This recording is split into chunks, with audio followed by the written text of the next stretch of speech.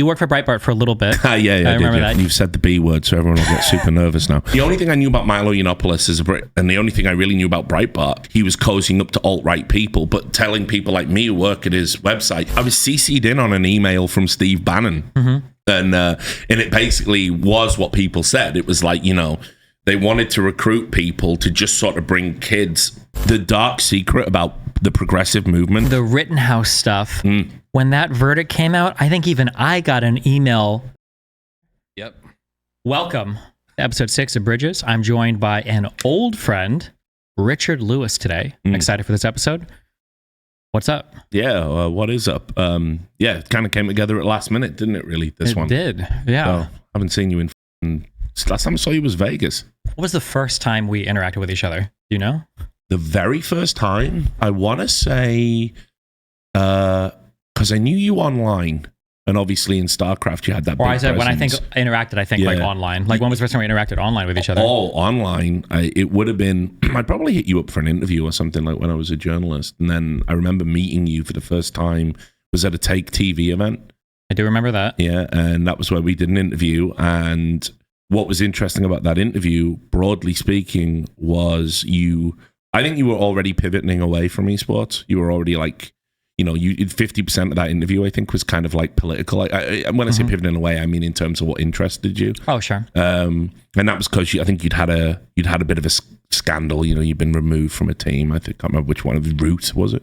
I don't even remember back then. Maybe. Yeah, I think it was Root.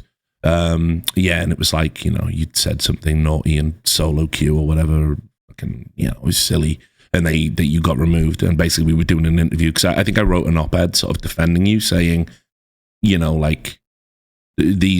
everyone says crazy, like StarCraft. It's really weird, actually, because for a community that was like really intelligent people, like a lot of them, you have to be intelligent to play the game. Like the shit people would say was wild and so politically incorrect. It was that was kind of it. And it was like, I remember it being a really good, positive interaction. And that was kind of how we, I think, ended up segueing and doing podcasts together. A lot of people in gaming today, I guess won't say it as much, but there was this huge transitional period, I remember, I want to say basically involving StarCraft, but I say that because I didn't follow like 1.6 as much, so I don't know what was happening in the CS communities, but I know StarCraft had this big obsession with trying to go mainstream, but like back then we didn't really know what we wanted to be, because there was a question of, is non-traditional media going to come to our platforms, or do we need to be like traditional media and clean up to be good for their platforms? And there was always so much back and forth fighting over that. We still don't know the answer to that. I mean, it's been good for you, I guess, because you have moved into a more kind of mainstream line of work that's always gonna have meaning. Talking about things, raising awareness about social issues, debating politics. These things are eternal. They're going to last forever. Yeah. So, esports, we still have really struggled with our like inherent identity, and what we thought would be good was the mainstream. That's why we all used to wear suits and dress up and play pretend like we were real sports for a little bit. And then we said, oh no, we don't need to do that so much now. But the bottom line is we still caught mainstream approval. It's kind of sickening. Like I don't really like it as an industry overall. Now it's kind of got to a not so great place in the end. I do think that the mainstream also kind of came online more than us to the other area as well, in terms of at least for politics, like alternative media and those platforms are huge, right? Joe Rogan is a massive political guy who's online, like on Spotify, and all these other people are now, signing deals with X or signing deals with YouTube and Spotify and other platforms. So definitely seems like the online move happened a lot more from the I think the other key thing is as well, I think just the way people consume information. Like I think whatever you think of Joe Rogan, every podcast kind of owes him a debt because he was the original proof of concept guy. Like you think about how people want to get their information now. I think doing a workout or whatever it might be, and you've got like a couple of hours in your day where you can just listen to something, passively consume it, and the podcast format lends itself to that. I think basically, like, I think that type of content has always been growing and doing better and better, while other types of content, including mainstream news consumption and other types of things, they've been kind of trending downwards. Yeah. And so, yeah, I think I agree with that. I think one of the good things that did come out of esports was we all were very savvy about content creation. I think we were all very like rigidly trained to be attuned to algorithms and trends, and everybody could get into that because you needed the clicks. You really did, or you couldn't have a business.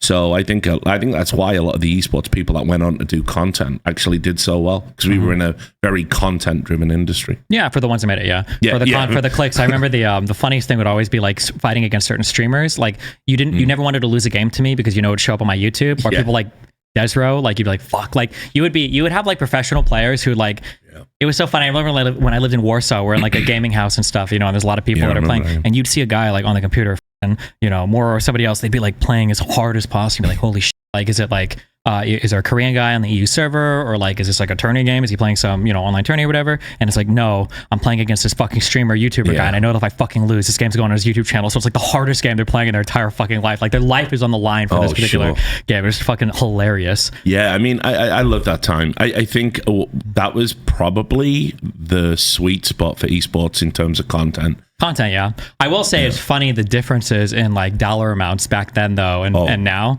and that like back then, like if you were on a team, nobody today will understand this, but if you got onto a team, if you were getting like $500 a month, you've like made it to the Holy Land. It's like, I'm getting paid to play video games. I don't have to pay rent because I'm in a gaming house. I'm getting $500 a month. Or back then, like the best players in the world would be grinding these like $25 second place, $45 first place, like online tournaments. You'd see like the top tier gamers like trying to grind these for money. And playing poker while they were in queue as well. A lot of them, some of the poker players. Supplement their income. I mean, the money went crazy kind of after you left.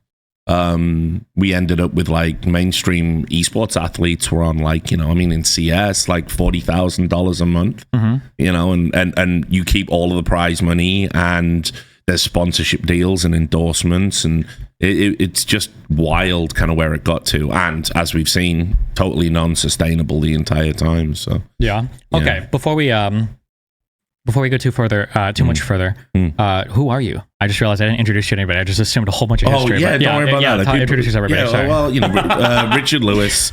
I used to do podcasts for Stephen back when, back in the day. We used to do one called Unfiltered, which a lot of the episodes have magically disappeared off the internet now, and I'm not sad about that anymore. I think probably legendary Chan Man. You remember the army of Chan Mans? I do. The Chan Man 10 signing in. Somebody actually criticized me about that on Reddit and said I was a piece of shit for defending Chan Man botting.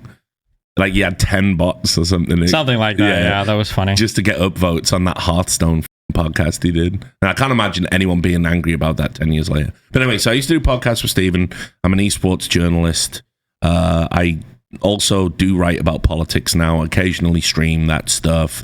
But generally, I stay in my lane and talk about video games and esports mostly.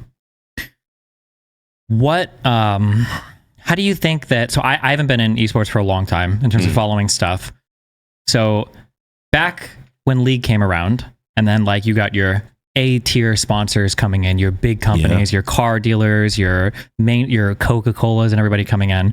Do you think that, what has the health of all of the gaming scenes been like since then? I guess, what do you think? What are you currently involved in, and how do you think they are compared to where they were before? I mean, so I just hosted the latest Counter-Strike major, which was a really big event.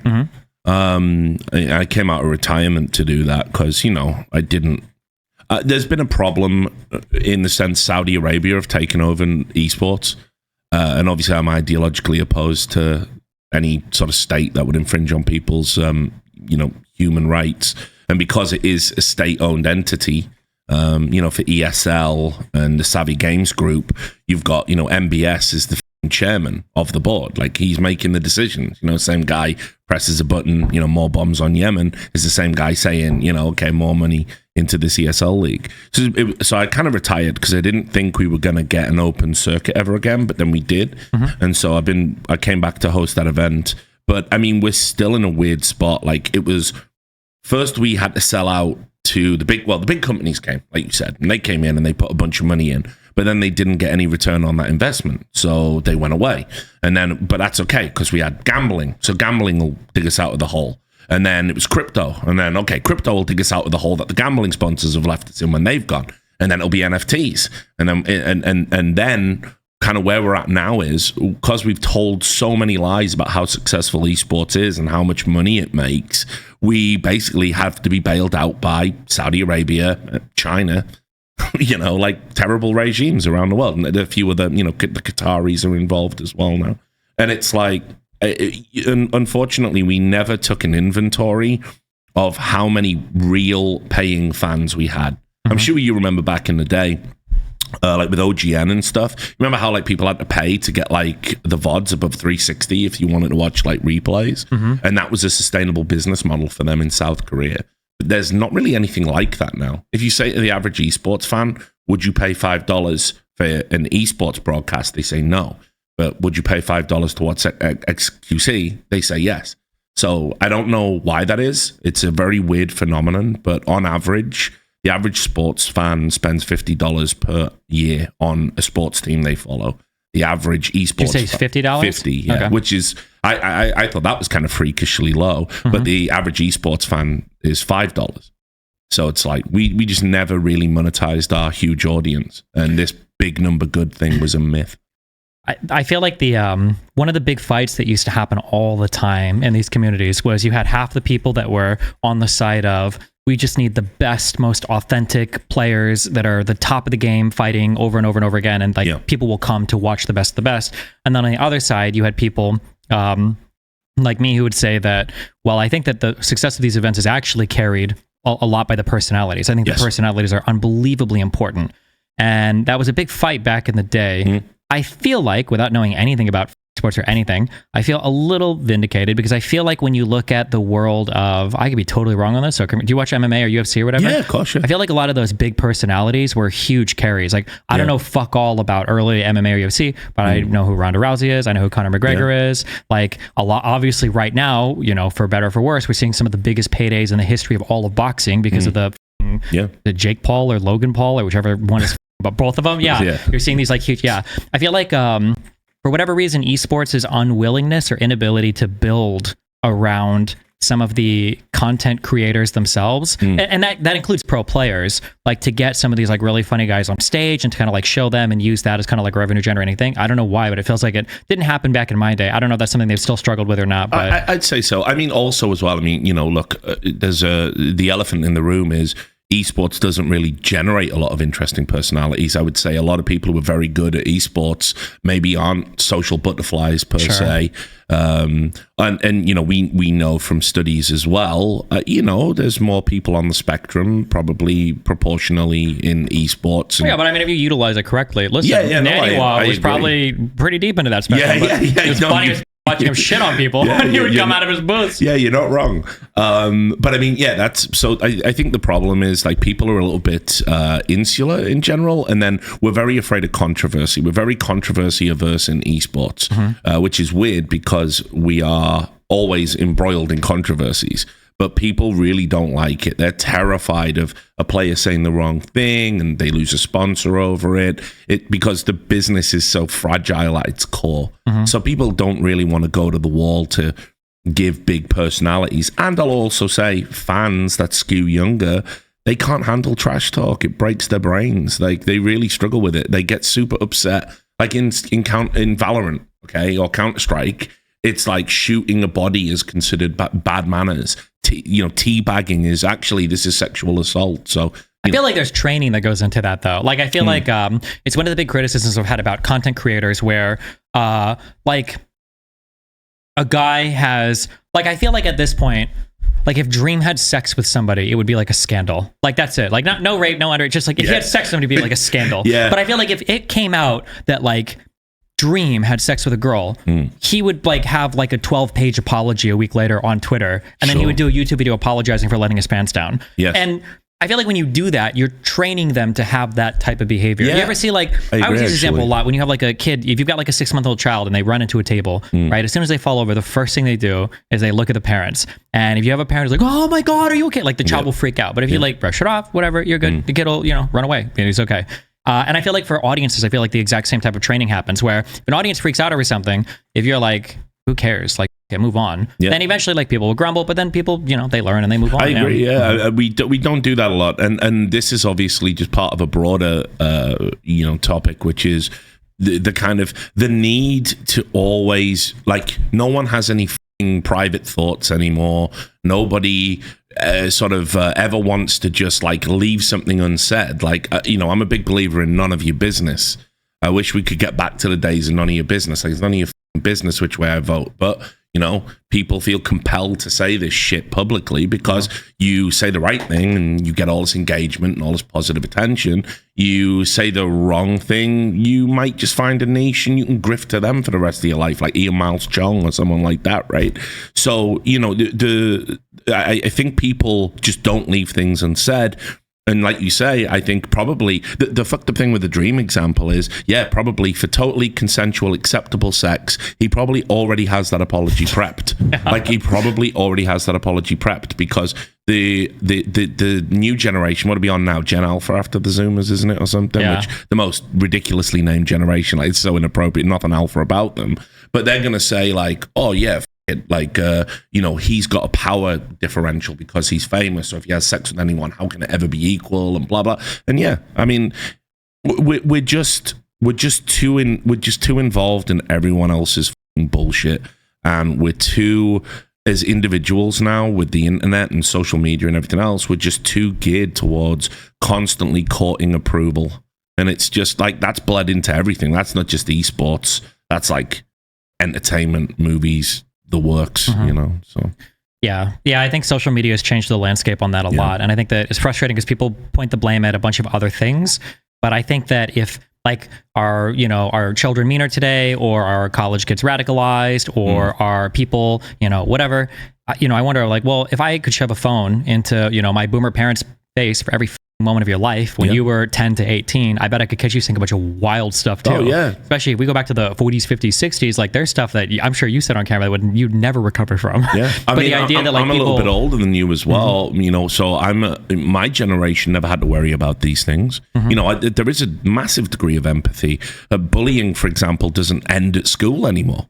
It follows you as a child, it comes into your home. You have to have a social media account if you want to interact with your peer group. And very often bullies use that as a vector to, get into your life and mess with you. And it's like, I've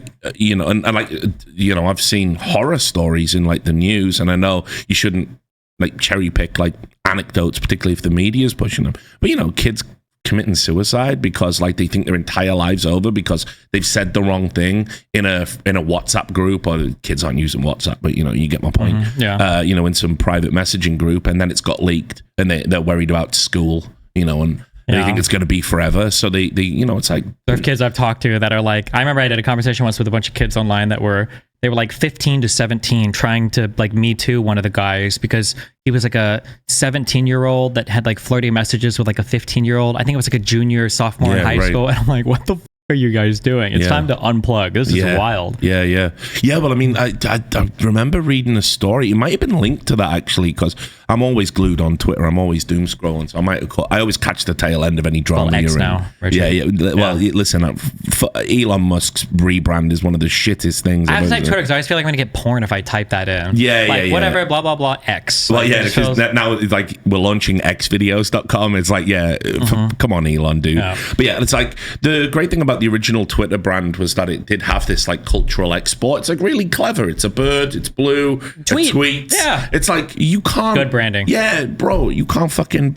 And he threw that away because he's got a fetish for the letter X. Like, it's so weird. But anyway, I'm pretty sure I saw something where it was like a guy and a girl who were both in the same year at school, but he was going up a year and his birthday was happening. And so he was like terrified that like when his birthday occurred, he would be considered like a pedophile or something. So they broke up. I'm pretty sure it was on the tail end of your thing. It was like, I might have seen this. Yeah, I was just stupid. Yeah. Yeah. It's like, again, like, it's just, I don't know. Everyone's trying to negotiate this like ridiculous landscape we're all in, where it's like, the fucking panopticon of just social approval. Like, everyone's just watching everything you say, everything you do. Everyone becomes paranoid about saying and doing the right thing. This has this like knock-on effect of you're always, I don't know if you do this, but like probably you don't, but I think average people these days are kind of conditioned now to think, if I say this publicly, where does it go? and they try and plan out the next 3 things that happen, and then if it's bad, they just don't say the thing. And or they say something different, they say something fake. And probably some people listening going, that's just good social practices. But I think that's kind of like, but you've got to give people the grace to make mistakes, and you've got to give people the grace to have bad opinions. Yeah, that's definitely a thing that is not done much anymore. But it seems like, you're obviously judged really harshly on anything that is non-orthodoxy. Talk to me about where were you like right before COVID? Were you still working in the US, or you were in Vegas, and you were working for? So I was, funnily enough, I was at a company called WSOE, but I was in the process of leaving that company to go to another company, which essentially finessed me. They told me they wanted to make a Vice of esports. So, we would do cool documentaries. Like, for example, we would go to an MLG event and we'd interview an Adderall dealer, that kind of stuff, kind of like a bit more edgy. You would go to an MLG event and you would interview an Adderall dealer? Yeah, like crazy esports underbelly content. That was going to be the point. Okay, gotcha. Yeah. So, but that was the pitch, and they promised me like an insane budget. And anyway, I was in the process of getting the visa, and then the pandemic hit. And they turned around and they said, yeah, we're not doing this anymore. Sorry. So go fuck yourself. And I'm like, but I've left the job, and my visa's contingent on having a job with you. And they just said, well, we could make you a community manager of this other company we own, and we'll pay you like $30,000 a year. And you also have to sign a really aggressive non-compete. And I was like, this is not going to work for me, guys. So when that happened, I mean, a lot of bad things hit me at once. We were talking about it before we went live, but I lost my best friend who I lived with, and that was very traumatic. For a variety of reasons. I mean, look, I know you've lost people too. It's one thing to lose somebody. It's kind of the other thing to be, and to find them and have to kind of go through that and notify the family and deal with the funeral arrangements, and that really me up. And then it was like, but I've lost a job and a house and a visa, and I've got 60 days to get out the country, and there's a global pandemic happening. I mean, I did have a total meltdown. No two ways about it. I'm not sure, not to dig too deeply into that. No, I don't know. I wonder sometimes, because when I was 20, I think 2021, my best friend killed himself, and I wondered sometimes in terms of when you lose people, I feel like losing people younger, as tragic as that is, and you think of like, well, what could have happened, or blah, blah, blah. I wonder if that's easier than if I would have made a friend and they're like part of kind of like a routine of my life, and I'm out of college and my life is a lot more stable, and then you lose somebody like in your 30s. I feel like in some ways that's probably a lot more difficult to handle, because you're not like in these massive transitionary periods of your youth where a lot of things are changing anyway. And the relationship we had was like, there was a lot of it was almost familial, the bond. And I was kind of like looking out for her a lot, and trying to help her negotiate some of the more difficult aspects of her life. And I became very invested in the idea of her having a happy ending. I know, like real talk, I wouldn't say I'm like a bad person, but I'm certainly more than capable of being an asshole, and I've been really like mean to some people. And I know. I am too. I know what you mean, though. But I've been mean and very. When I say mean, I mean like mean spirited, like not nice, not supportive. Yeah. And so I really put a lot in this relationship, because I thought it was like my chance to sort of have like a lasting positive impact. I'm not married, I don't have kids, I'm not really interested in that kind of thing. But I've mentored a lot of people down the years, and having that kind of relationship is, I guess, the closest I'm going to get to feel that. And so I became very invested in a positive outcome, and obviously to get the worst outcome did feel very, it felt like a really profound failure, and it was very hard to accept. And then, of course, and again, I know this, there's no off days when you're a content creator, because if you stop creating content, there's like a very short period of time before you just fucking irrelevant, and there's no way back. And then when you try to come back, the only thing people remember is the last time you were there, which might have been a bad experience. Exactly. And then you loop on that. And my advice is to always, for content creators, is that like, however bad the struggle is, try to do like a little bit every day, because if you stop and that last memory is like what people have the most, when you come back, it just, I've seen a lot of people bleed out of content creation that way. When I had that sort of drunken meltdown on the Trainwrecks podcast, which wasn't long after she passed, I was still living in Vegas at that time. I think I was on that show, was I? I don't. Maybe I just can't watched fucking it. remember, man. I blasted my brains out the last few years. Okay, and that means different things in the United States. Yeah, so I mean, but I know what you mean. I know what you mean. You're not like not literally, although close enough. But I was like fucking, I was just shit faced a lot of it, and so anyway, I was on that show, and I don't even remember how it escalated or spiraled. I'd been awake for days, and trying to take sleeping pills, and then doing a podcast is probably and drunk is probably like a stupid idea. But that nearly did. That was very, like, that did put a wedge in the career. But it was also like another moment where I took stock, because I thought, oh, I've bottomed out here.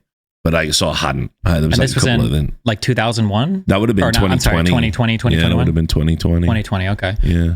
So, in a way, so you kind of hit like the nightmare scenario of we have careers in esports, and the thing that people always needle us for is like, well, when this ends, what are you going to do? Or what skills do you have? And blah, blah, blah.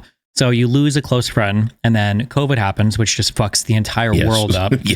Yeah. What is, I guess personally, professionally, what is your mind doing at that point? Like are you thinking like, should I go to other companies to get jobs? Do you have did you have people in your life to talk to, or what? Yeah. What did that even look like? Yeah, it taught me a lot, actually. Cause again, one of the, and I know you know this about me, like, cause it was one of the reasons why when we fell out, I was like very we could have solved that with a conversation at the time, but I kind of felt betrayed, because I like do consider my esports friends to be like my friends. It's a bit naive and a bit silly, really, but it's like, I put a lot in those relationships. And what I found out during that time, as my life was kind of like just pancaking inwards, is no, a lot of these people actually don't legit give a shit about me.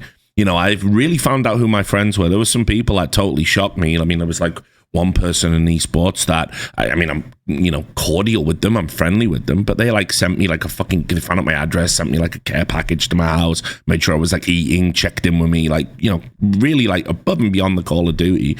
Meanwhile, there was people who were, I thought, dear friends, and I was like guys, I'm gonna have to leave America if I can't get another job in esports, and my mind isn't right now, and this pandemic thing, I don't know where this is going. Is there anything I can do? Like, I'll do any job as long as I can just get a visa. And people just fucking ignored me. People I've known for years. And then there were some people as well, embarrassingly, never checked in with me.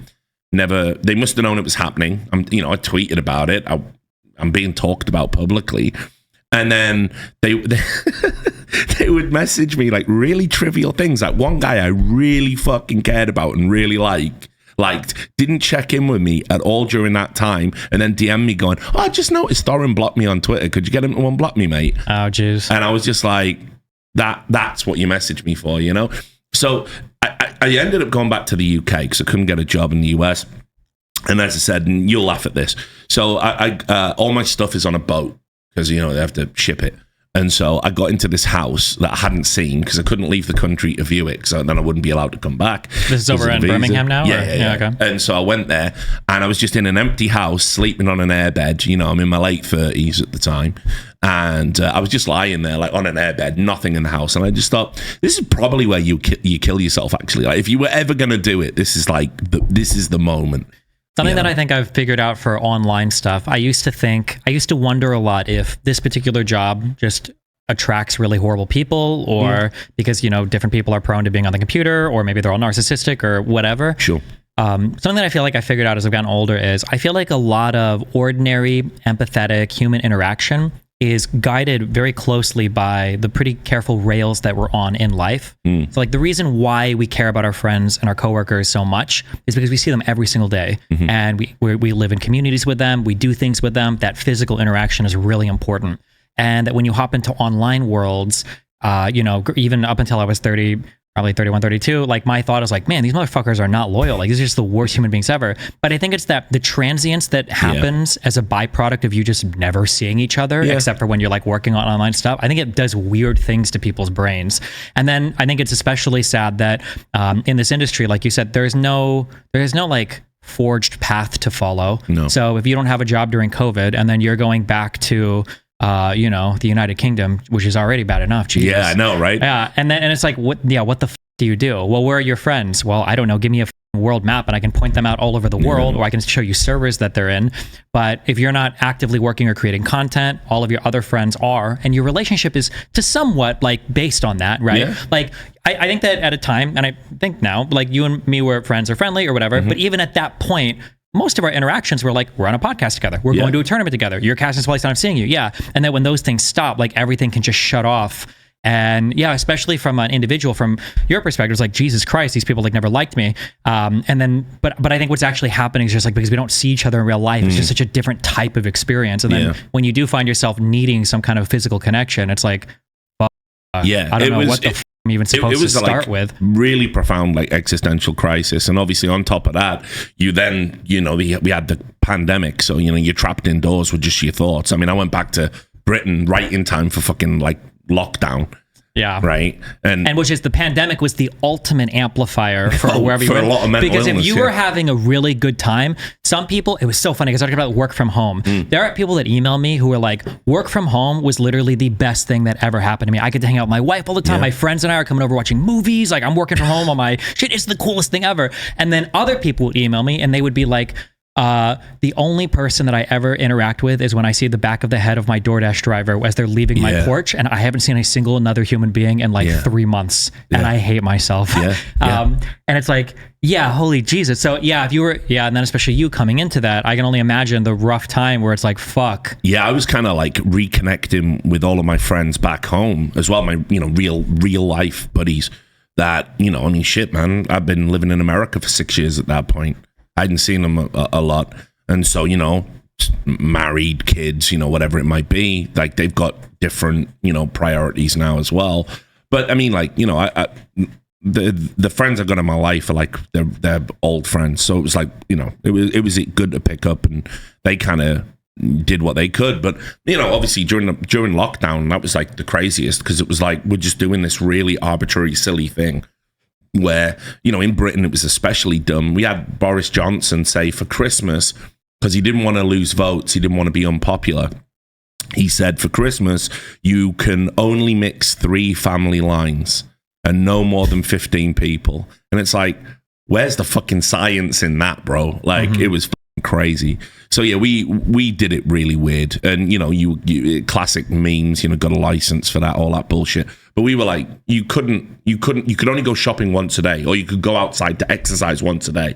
And you had to be on this app, this tracking app. I had to install a fucking app to get back in my own country. Bro, the apps were the worst. Yeah, I remember doing like, AirCan to get to Canada and shit. Yeah. I remember going through, because I had to fly from Canada, which was already irritating as fuck to get into, and then through the UK. And I think you guys had already Brexited.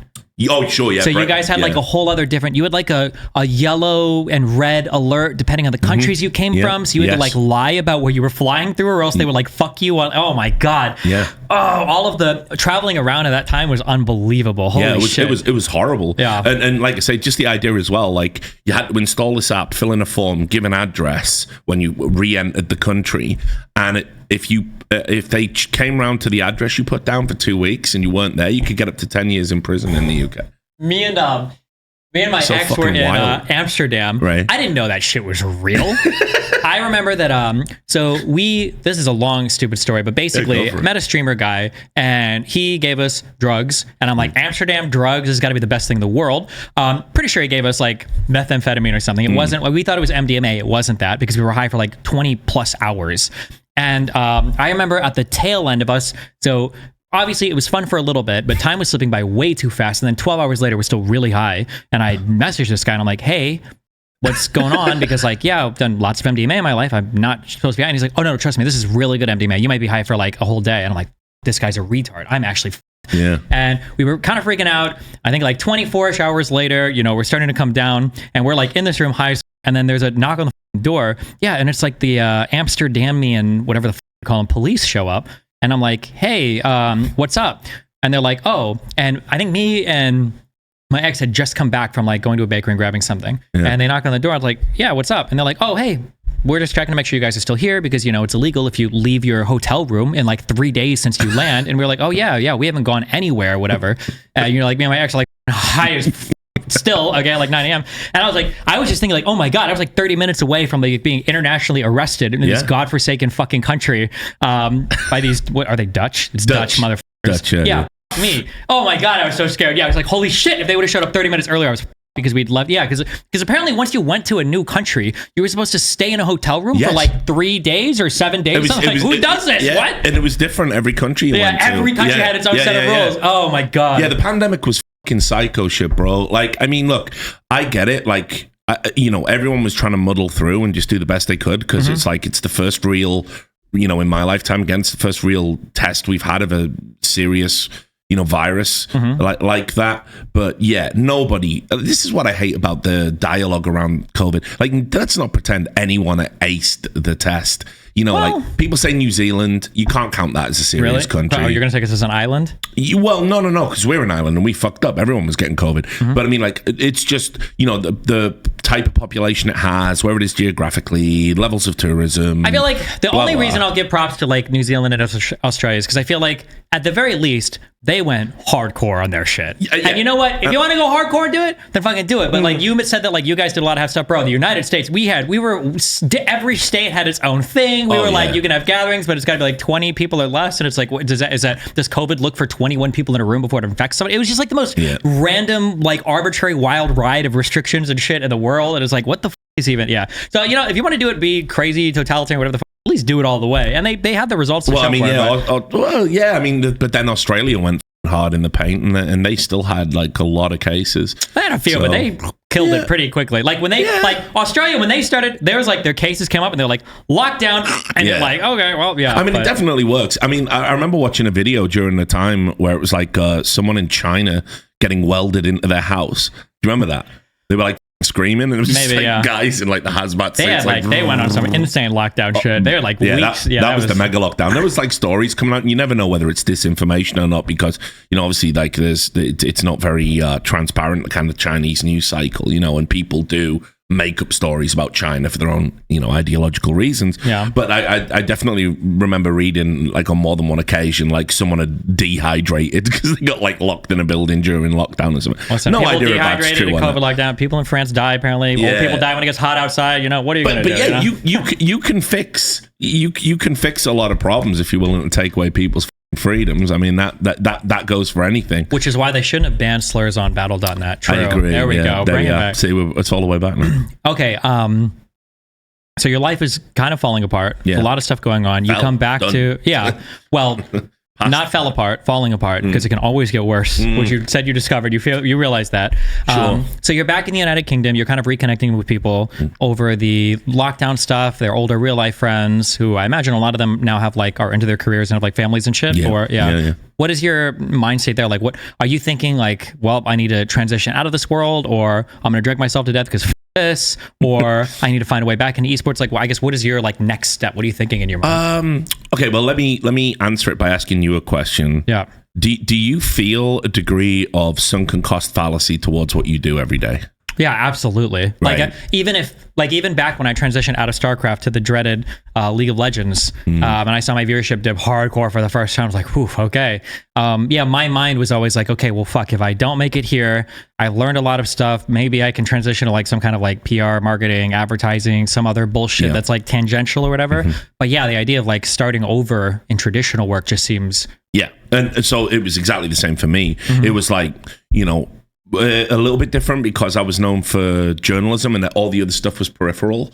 As long as I was breaking stories and writing stories or doing exposés, I was always there was always gonna be an appetite for that. Can I ask? Yeah. When you say you work for Brietbart for a little bit? I remember that. Yeah, and then you also do gaming journalism. When you talk to. Did you ever talk to or communicate with other journalists that look down on you for doing gaming journalism, or was it all just kind of writing and? So just because you've said the B word, so everyone will get super nervous now. So yeah, obviously I went. So because the culture war was such a crazy time. I'm not saying like I didn't get twisted as well, you know. I mean, like, you know, there was a funny. I was talking about this the other day with someone else. It might have been Slasher actually in New York. So we were up there for the Knicks game, and anyway, we you know, I was like, I think about all the people who were just like normal content creators, and then like the culture war just sort of started, and it wasn't just gaming, it was a bunch of other shit happening, the rise of Trump, blah blah blah, and then suddenly everyone was making like this new type of content, like, you know, Shoe on Head and Thunderfoot. Remember him? Sargon of Akkad. Yeah, Sargon. People, yeah. I mean, like, Thunderfoot was just a guy who just made science videos, and then like every 10th video was like about Anita Sarkeesian, as if she was some sort of demonic force that had to be defeated. Like the culture war was just retarded. Like, that's just, you know, and within that, you know, I got bent out of shape a little bit because you at my core, you know, the things that are important to me are linked to, you know, things like journalism, freedom of speech, and you know, you're being told freedom of speech is under assault, and then you kind of like get presented with a set of information where it's like you can actually see it's not that freedom of speech is being taken away, it's that the kind of norms of what is permitted speech are being slowly just edged in, not necessarily by like government forces, but kind of just by this thing we were talking about earlier, these new set of social penalties. And I think some people think that's a good thing, and I guess it has served some good in some areas, but I would also say that like what I said earlier, I think people have to be broadly permitted to hold occasionally terrible opinions, because the only way you can engage and challenge those opinions is by allowing them to be expressed without these dreadful consequences. So there was some of that going on, and basically what happened at that time was I was at a super left-leaning publication. I was at the Daily Dot, and what happened there was every time I wrote an article that just referenced some of the culture war bullshit, so, you know, like Gamergate, let's just use that as one. Whenever I would type the word Gamergate, if I ever had to, right, it would be comma, right, this is what the editor would put in. I never wrote this, but they would put in a harassment movement against women, trans, non-binary, and black people in gaming, and comma. And I'd be like, but I don't think that's what it is, and it's my name on the fucking byline. So please don't do that. But they kept doing it, and they did it for all sorts of stuff. And in the end, it was like my position was kind of becoming untenable, because I was like, I was going to have to leave. And at that moment in time, I met Milo Yiannopoulos, which probably the worst thing that could have happened, sort of, it just coincidentally. He just sold, I think he'd sold a website. And the only thing I knew about Milo Yiannopoulos as a Brit, and the only thing I really knew about Brietbart was essentially, so I knew Andrew Brietbart because he was like, he used to work at the Huffington Post, and he was a big progenitor of this idea of citizen journalism. And so Milo Yiannopoulos was just, in my opinion, a kooky gay guy. Sure. Who, also, to your defense a little bit, I don't think Milo was like this internationally hated sensationalist figure. Not in 2015. Yeah. Not in 2014, 2015, no. He had a very dramatic, like, up and down. I mean, at one point, he was probably the most popular political, like, figure, like, provocateur, probably in the world for, like, some months, and then just... And, like, genuinely believed he couldn't get got, and he could say anything. And he, like, so...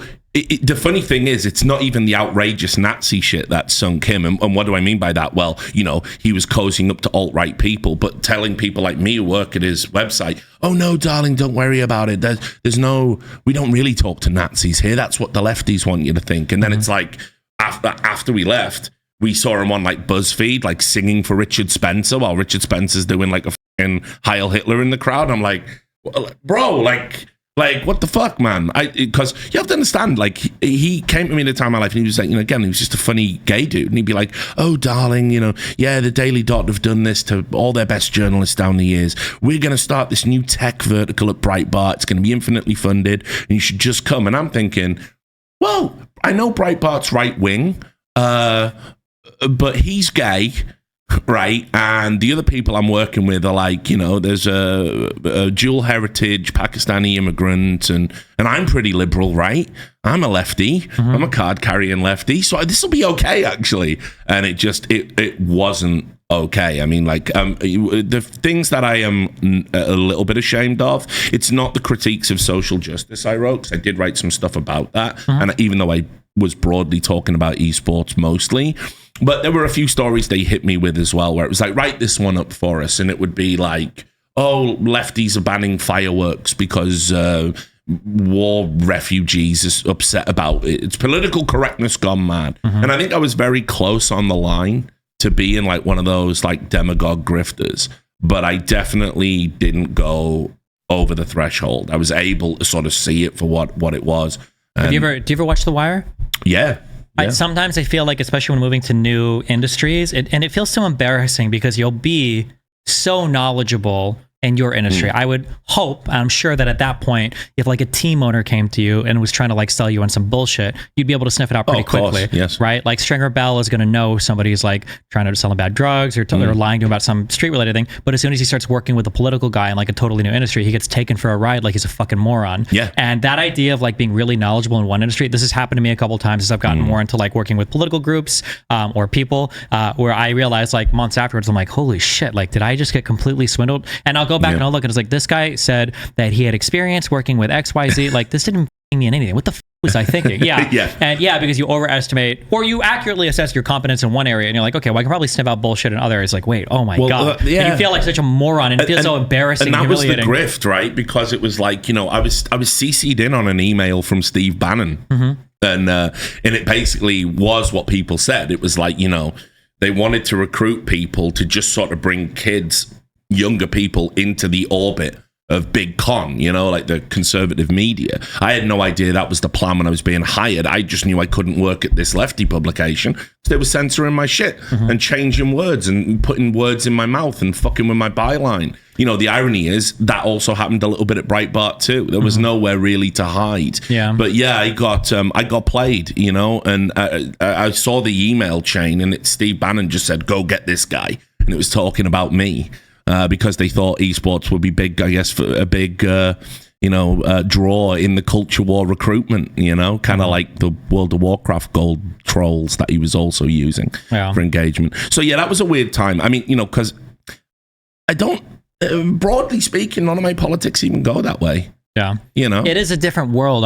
It sounds bad to say it, but sometimes having high virtue in regards to the work that you do is very much like a privilege on how much money you make. Like it's one thing to be earning, 500,000 plus a year and saying like, I would never take XYZ sponsorship, but it's a lot different when you're making 1,500 a month, having the same position, or people will say things like, oh, like, how could you ever write for or work for this? Like, how could you do this? Like, listen, bro, you tweet as a hobby. This is my job. Like this is, I have to write for somebody. I'm going to do something and I'll try to do the best I can. But like, damn, I was just worried about losing momentum because 2014 had broken some of the biggest stories in esports. 2015 starts with the iBuyPower scandal, all the match fixing stuff. I'm hot shit, but I can't be at this publication that keeps with my work. So, you end up going, Brietbart, and it's like, it's just this weird, like little cul-de-sac that they've got, because they don't talk about esports now that I'm not there. They've never mentioned it since I left. But so there's just this like weird like series of articles there. And the worst is as well, I did break some big stories while I was there. And if I ever want to reference them, I have to take a link from fucking Brietbart to show people and go, I broke this story when I was working at Brietbart, So. I'm curious, legally speaking, do they just own that content? Like, could you ever rehost a story, just copy paste it to a Substack, or do they have the rights to it? Actually, this is probably something I shouldn't say. After I left, so I had a bit of an epiphany. I don't know when it would have been. It was probably somewhere in E-League because I was doing a TV show on TBS, and I was like the first esports host to go on to mainstream television. And it was great when it was Counter-Strike, but every time we did something in the fighting games community, lots of people in that community had said, oh, he's a Nazi. He was at Brietbart, so he's a neo-Nazi. And so they would spam all my bosses. They would, like threaten to kill me. I had to have a bodyguard whenever we did like a Tekken tournament or a Street Fighter tournament. Like the head of corporate security, he was like ex-CIA or something insane. And he just had to follow me everywhere I went. And, I couldn't do fan meetups anymore. And it was in there where I was like, yeah, this is actually fucking wild. And this isn't going to go away. And this is going to follow me around, and people are going to make inferences about my politics for the 6 months I spent at this one publication. And so I did ask if they would take the articles down. I said, can you just you don't need, Rick Fox is buying an esports org on your website, you don't need that. It doesn't even suit your goals anymore. So will you take it down? And they absolutely refused and said it would be a breach of journalistic ethics, which of course it would. So you can't really, they've got me there. But I did ask. Should have gone the extortion route. You should have told them, I have 3 women locked in my house right now. So unless you want to be hosting articles from an ex-sociopathic murderer guy, okay, I should have take them down right now. I'm killing these women, and you're going to take them down one way or another. If you know anything about Breitbart, they would just print those emails immediately and with lurid pictures of me. Yeah, exactly. So yeah, that was tough. I mean, because it's not that I don't like, I want to write about, I'm like you. Like, I've always been interested in American politics. I've been fascinated by it my entire life. But obviously, there are some things that don't necessarily translate across the pond. And in 2015, I couldn't really foresee what Bannon's Breitbart was going to be like and how it was going to be basically Pravda for Trump and this populist movement. And it's shameful to sort of having been finessed and work there. But equally, people talk about it like I was writing in Mein Kampf every weekend, you know, and that wasn't what was going on. I was literally writing about esports 95% of the time, and the other 5% of the content was, hey, this social justice movement that we all care about, could you all stop being morons? Because you're it up. We're actually you are going to ruin your own movement if you keep doing this type of behavior to people who want to engage with your movement. And so I don't think I said anything like broadly contentious or horrifying, but just the word Breitbart sort of had become synonymous with a lot of negative things. Yeah. Okay, so that was the Breitbart stint. Yeah. But then, so later on, because I brought up the Breitbart thing. So you were back in the UK, down on everything, and the COVID is kicking off, lockdowns are happening. Where's your mind at in terms of getting back into that versus just ditching it all? You asked me about sunken costs, like something different. Like, what are you even considering? Well, obviously got to pay the rent now. And I went from earning like $250,000 and living in a mansion in Vegas to earning less than half that and living in a 2-up, 2-down cottage at the outskirts of Birmingham, So it was like, and I was credit to Dexerto, which I know have a bad, bit of a meme and probably a bad reputation with some of your audience. Maybe. I will say it's kind of funny. Dexerto started off as just like spamming articles about everything, and they were the joke of everybody. Yeah. Like everybody was just like a fucking hilarious publication. But they spam their way into relevancy. Like I think it's like pretty, like people will cite Dexerto and they'll say like, oh yeah, here's the stories that they're breaking here. And it's like an actual serious publication in the gaming streamer world now. So they did it. They did it. Yeah, they really did. And they did me a solid as well. The guys who run that website have known me a long, long time. And they said, look, we'll employ you full time. That's awesome. Yeah, and so they really helped me out, and that's why there's no like ill will or bad feeling when it got to a point where they've realized esports isn't a financially viable business. So they clipped the esports newsroom, and I was what they call an editor at large. So basically, for those who don't know, when they call you an editor at large, you're just a glorified contributor. And you just get a massive salary, and you do no editorial work. You just produce articles and content ad hoc almost, and you get paid a fortune for it. So we were coming out of COVID. We've had the esports winter. Everything's scaling down. And we just had a sensible adult conversation about it. And I was like, look, realistically, you can't pay me close to 6 figures to do fuck all. And when I do write an article, like basically a Pokimane accidentally showed her feet on stream. That's like 10 million clicks. Richard Lewis writing a expose on match fixing. That's like 8,000 clicks. Because, that's... people like what they like. So they were very generous to me and very kind, and they were a great company to work for. And they really helped me out. And now I'm at a stage where I'm just independent. I'm just freelance, got my own Substack. How long did you work for them for? You started like 20? Long time. I mean, because it was pretty much through all of the pandemic full time, but I'd been a contributor to them prior to that. So I guess all told, in total, Dexerto would have been about 4 years. Okay. So, but yeah, they're really good people, and it definitely gave me the foundations while I was sorting my shit out mentally to be able to basically get a Substack up and running, start doing Twitch streaming again without being able to break down in tears or say crazy shit or turn up drunk, get the YouTube running. And now, I'm finally at peace, I'm like, my mind is right again. And so, I've been able to turn the Substack into pretty successful. It's about annualizing at about $80,000 a year at the moment. When you're turning your streams back on and you're getting back into the swing of things, did you have to sit down and reflect or figure out sorting through your emotions for getting back into that, or was it just like you turned it back on? It was like fuck it, and it was like kind of like sliding on it. Yeah, I didn't really do a lot of reflection until recently because it was very hard to even dig into the memories of like how did you get fucked up in the first place. So you're constantly like, I guess it was PTSD or something. You're constantly reliving that fucking horrifying moment, and so it was very hard to even like think about what that might have done to me and how it might make me behave. But I, as I said, I certainly had done things that were out of character for me, and I'm trying to not be as negative anymore. And so when I was turning on the stream, I felt a lot of care for my community. I've got like a very loyal following. They've been with me a long time, been streaming since 2011, and it's that for me, the right size of audience where you're about 1,000, 2,000. You recognize names, the regulars. It's not just a scrolling nightmare of emotes, which again you probably don't have that anymore. Like that kind of thing where you feel a genuine connection every time you turn on a stream. I imagine sometimes it's just something that like almost happens to you. Kind of. I mean, I try. My community is a lot different because I never went for that fucking scrolling bullshit. Yeah, but I know exactly what you mean. Yeah, for sure. And so I was like, that was the main thing. It's like I've got my community. They're gonna sub to me. They're gonna financially enrich me, but they're also here on an emotional level. Because we're on Discord. We talk. I got great moderators who always insulated me from some of the worst of it, and it definitely helped. But I needed to do some reflecting for sure, and I've done that this year, and I'm definitely feeling like just a lot better for it. Like I did some shitty things to people that didn't really deserve it.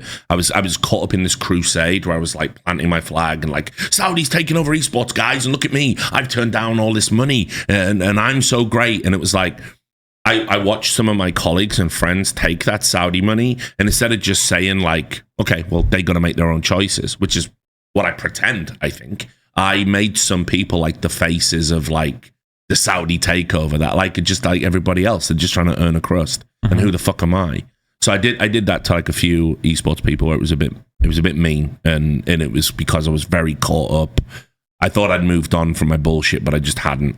So we squared that at the major. That was like really good for me. That was a very spiritually healing thing, as ridiculous as it sounds to go like an esports event, because I saw the harm that I'd done to them by being an asshole on the internet. I had to sit in a room with them, and they were like, when you said this, it really hurt my feelings. Or why didn't you just come to us before you said this, like, or ask us? And I'm thinking, yeah, why didn't I? Because I was terminally online, basically. So unstitching yourself from that is super important. I recommend it to everyone. Like just sometimes, like just analyze like how much of your day is spent like online and saying things online and engaging through social media and not actually having those important face-to-face conversations that we were talking about, because it does make a difference. It certainly made a difference to me. One thing that I try to keep in mind for all of my life, and it doesn't feel good, but there are a lot of things that are challenging, but in a very fun way. And you feel like sometimes those are the virtuous challenges, but they're not at all. And sometimes there are things that are challenging in a very unfun, emotionally humiliating, horrible way. And those are probably the things that like separate you from being a good person. The idea of fighting with everyone and being hardcore and making enemies, it feels virtuous, feels like the anger is righteous. It feels like you might even have like a good moral foundation to build that crusade on. And then I find myself thinking this a lot, like right now, like, what would it take for me? What would it take for me to like message this person and say, listen, I think I overreacted like crazy here, and we should have like a really chill conversation about this. And that's like the hardest thing to do in the world. And if you really think about it in terms of like the hard, virtuous fights that you should be having to improve your life and your relationships, those are the ones that you should be doing. But the emotional side, you don't really want to do them because you want to pretend like these are the hard ones. And in reality, because I think we're cut from a similar cloth, people will look at us and say that like, God, you're so brave and awesome the way you're fighting with everybody online and blah, blah, blah. And it's like, I guess I'll like take the credit for that, but I just enjoy it. I like to shitpost. It's fun to fight with people. I'm not like out here like staking like a hard, like, oh God, it's so hard to lose another friend, but this tweet is so good, I have to send it. That's not the feeling at all. It's more just like, this is a really good tweet. If this guy doesn't like me afterwards, I don't give a And you've been on the receiving end of that. For me, I've been on the receiving end of that from you a little bit. Yeah. But like the idea of like, I need to chill out. And you'd said something earlier where it's like, there can be seemingly permanently destroyed like relationships that are truly just one conversation away. Yeah, totally. That's what happened with us. So like 100%. That's what happened with us the first time. I like with the, you know, again, I don't want to bring up old history for you, because I think one of the things that's been good to watch, you know, even from a distance, is kind of seeing you like transcend, because I wanted to talk to you about like just Twitch streaming politics in general and what a nightmare it is and how sad it makes me. So we'll definitely segue into that off this, but like watching you like transcend into a position where I think you've become a very important dissenting political voice and not just a shitposting contrarian that people like allege you are, you know, and so it was like, it was the JonTron day.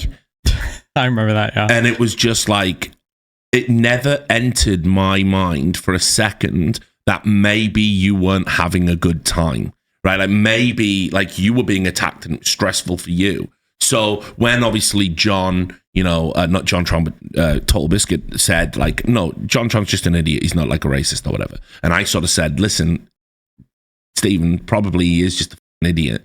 And then you obviously said, look, the only person who could think JonTron isn't a racist is an actual white supremacist. And then I was like, oh, so Stephen's called me a white supremacist. It was just this fucking stupid.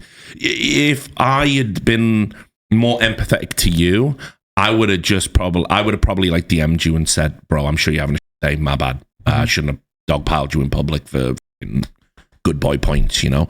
And equally, after the white supremacist thing, I probably could have hit you up and gone, bro, that's fucking much in it. And you would have gone, yeah, all right then. Probably, and I think the thing that really like me up with it is, and I've done this with a few people, I did it with Trainwrecks too, I had a real tendency to kind of judge the creator by the actions of their audience. And you know, obviously, you've got some crazy motherfuckers in the D.GG group, and some of them were really, you know, sending me messages and saying crazy shit. And every time they did that, it was like resetting the clock on me being able to like have a fucking conversation with you. Which also, that reinforces what I was saying earlier, where I was like, are crazy people in this world, or does this world turn people crazy? And one thing I started thinking of is there's a lot of ordinary social situations that, like in the real world, you shouldn't do this. And maybe not everybody does this, but a lot of people sometimes they talk a little bit of shit about a friend. Okay. You say something like, oh yeah, like this guy always wears the same stupid sweatpants, or this guy has this joke that he always tells us cringe, like this guy or whatever, right? And you say it in an ordinary friend group, you say it, and maybe that gets back to somebody and it's a little bit dramatic and it's whatever. Online though, you say some shit like that and a fan base gets it. You've got like 10,000 bannermen that are marching with the like, fuck this guy army. Fuck his sweatpants. And then the counter army is coming, and somehow a rape accusation comes, and it's like over. And I noticed because even because I've had a couple of normal friends that I meet, and then they end up like slipping into this world, and then after like a few months, I'm like, man, wait, was this person always fucking crazy? And then, but I started to realize, I'm like, no, I just think that the amplification that happens on every single action, which in some ways is a mirror between the social media shit too, right? Where for kids in school are like, now every single thing is amplified and solidified or cemented forever on social media. We would have done so much more content together. I would have been popping on your stream, but bro, you got some fucking lunatics in your orbit, man, and I don't know how you cope with it. I ain't gonna name names, but I told you that one time. All the names you want. Crazy people. But like, but I mean, like, you know, there was that one night where it was like I came on the stream, we caught up, it was rad, and then I was just sat on a Discord, and it's like, you've turned your stream off, you've gone to bed, you're doing Destiny things, whatever the fuck, and I'm just sat in the channel, like, sort of decompressing, like, you know, maybe build up the courage to talk to some of these people, because I know them and I like their content. And they're just sat in a channel debating which one of them would keep it more real with you about your hedonistic lifestyle, and how they would say it to your face that you're a piece of shit for living a hedonistic lifestyle. And they're arguing with each other going, no, I totally would. I would really build up the courage. And I said, like, guys, this is fucking weird what you're doing right now. Like, he's not here and you're just talking this mad shit about him. And it's like, it's really cringe what you're talking about anyway. And they were just like, F this guy, mute that guy. Him, he's a troll, he's a nobody. And I was like, I can't be around this, man. I'll fucking go crazy again. I just got back to fucking normality. You know? And then you keep in mind now, like, you see that, and then it's like, what are a lot of the children thought leader, content creator people, they're literally like 18 to 22, and it's like, I can't even imagine. For as much as I hate like Aiden Ross and shit, like if I would have gotten that level of fame at that age, I can't imagine how horrible there's person. a kid who desperately needs a male mentor in his life, and the best he could do was Andrew Tate. Yeah. You got to feel sorry for him. You know, I do. It's rough. Like, it's a rough one. Yeah. I mean, this is the other thing. Like, I've seen so many young people with so much potential get broken just on this kind of like on the progression that they naturally go through. Like Hasan, that definitely applies to. I always thought Hasan had so much potential, like as a figure, and he can be charismatic and he can be charming. I mean, rarely well informed, but you know, you choose these paths, and now it's like I look at where Hasan is compared to the Hasan when we were active in the podcast space, and we would go on and we would do stuff with Hasan. He's unrecognizable. Yeah, and he's when he was doing D&D with like Dan, right? and Trihex, it was like a totally different world. Yeah, and it's like I don't know what happened to him. Maybe being called the Steven Crowder of the left, like over and over again, like broke his brain or something. But it's like in a bid to get away from that, he's actually become very emblematic of what is wrong with Twitch streams, because he is a guy who, like, he should want, with the audience he has, to do good work, and he should want to redouble his efforts to be better. So many people look up to him and aspire to be like him and follow the life he's got, and he is unironically a point of news for a lot of young people. And I just don't see him embracing the responsibility that comes with that. And that makes me very sad, because I think the Hasan I met, while maybe not the smartest guy, you can still be well read, you can still be well informed. He's still charismatic, he's still fun, he's still good looking, he's all of these things. He could have done like so much positive stuff. And instead we've got the fucking hellscape on Twitch, which is like, who's the best lefty fucking content creator right now? Is it, I mean, because you're not on Twitch, is it Vosh? Is that the best? He's not banned on Twitch anymore, but he doesn't stream on Twitch. Oh, he doesn't stream? Yeah. Oh yeah, because he got banned for saying he'd bomb Israel, right? Something like that, yeah. So I mean, it's like, that just makes me broadly sad, because I look at what happened to you. Your ban was total bullshit. Like total fucking bullshit. And I watched, like, so if I understand it correctly, it was the dipshit protesters line that got you banned. No, right? A lot of people say that, but no. Oh, it was the trans athletes one, was it? I don't know for sure. Okay. I think while I was doing, I've had two people message me that supposedly either worked there or had access to their database of bans.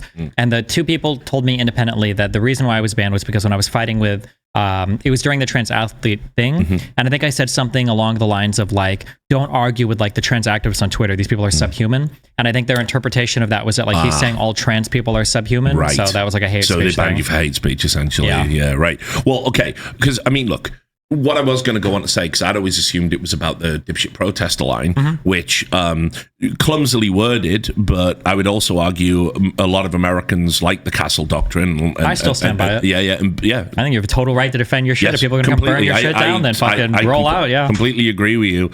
And I mean, like, I don't think Rittenhouse is like a cool guy or a nice guy or whatever, but I think it was an absolute right finding by the court. But anyway, you know, what does it say that somebody like you gets castigated for that, but then Hasan can post a fucking blueprint of a homemade firearm in reply to a senator's fucking tweet? That was a wild tweet. Or interview the like a Houthi guy asking him what like, who's your favorite character in Naruto, and it's like, again, Hasan, please, like the Houthis, they've women, like this isn't a joke, you know, they're not good people. Like, even if you think the cause is righteous, go look at some of the things that they've done, and you're platforming that.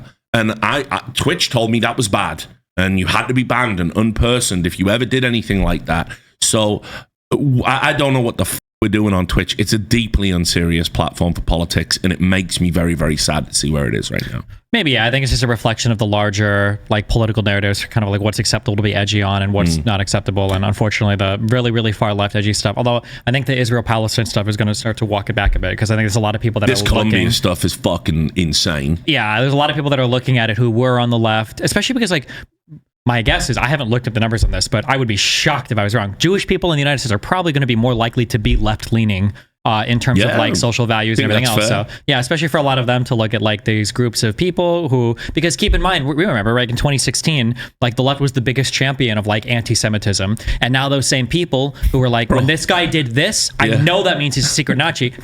Now these same people will give you like a 42 paragraph essay for why, even though the Houthi slogan is death to Jews, death to Mexicans, death to Israel, that's not actually anti-Semitic. And I'm going to explain why, okay? This was, but death to Jews, that's not. It's different. You don't understand. I'm like, what the I remember when those dudes were marching with tiki torches saying Jews will not replace us, and it was like it was a national crisis, and this was Trump's America.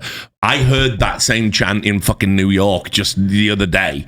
Like, it's not a good time for Jews in New York right now.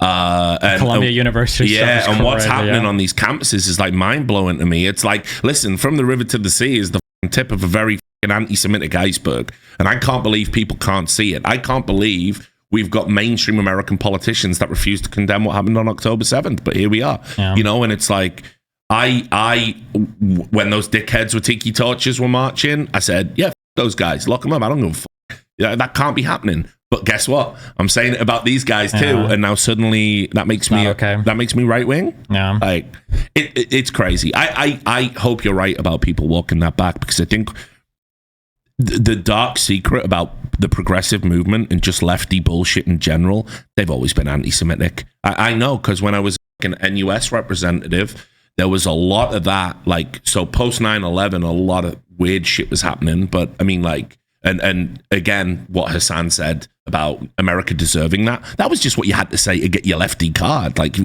couldn't even be a liberal if you didn't say that back then. And then people used to say that shit all the time. And then the other thing that used to happen, and I remember in the UK too, because Corbyn and the Labour Party and all that kind of weird shit was bubbling up. Yeah. Jews are just a really good group of people to just blame everything on. They're just like very conveniently placed. Like, they do a little bit too well for themselves. Only one country. Like, there's a really good group of people to just But we used to go to these meetings where what we're supposed to be doing is elected union representatives for all students in the country. We're meant to be having discussions about things that are going to improve students' fortunes.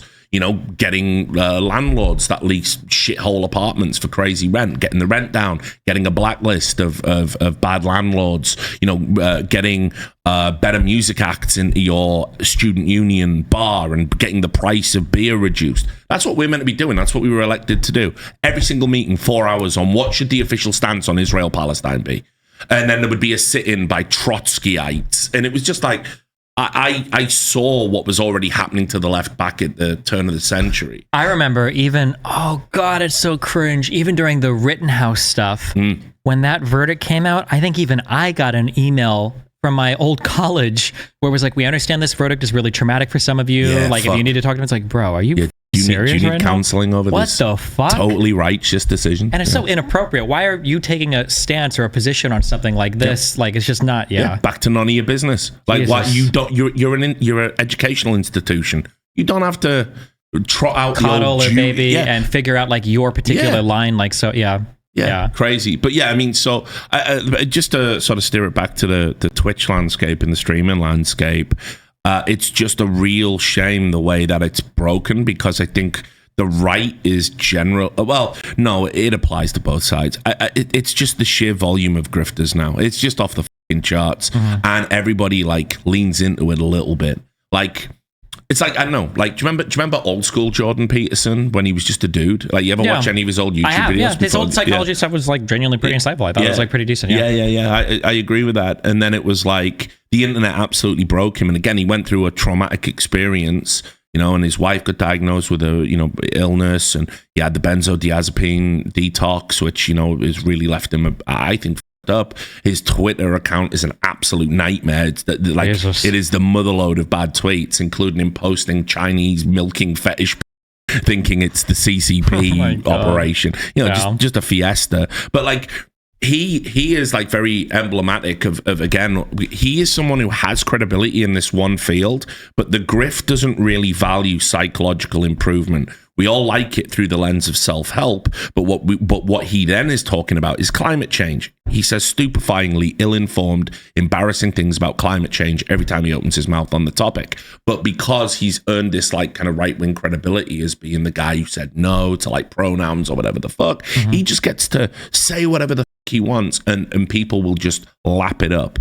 And there's too much of that. There's too much of these like terrible mentors, these grifters on the one side, and then, like I say, there's the LARPers on the left, the people that pretend to be informed news sources who are all about the cause when they wouldn't even skip a hot fucking meal for Palestine, let alone anything else. Yeah, it's really sad.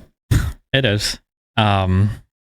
when you re-engaged with the world of esports and doing the writing and everything, after seeing how everything felt when you dropped out the last time, you felt like people didn't care about you as much as you thought they did.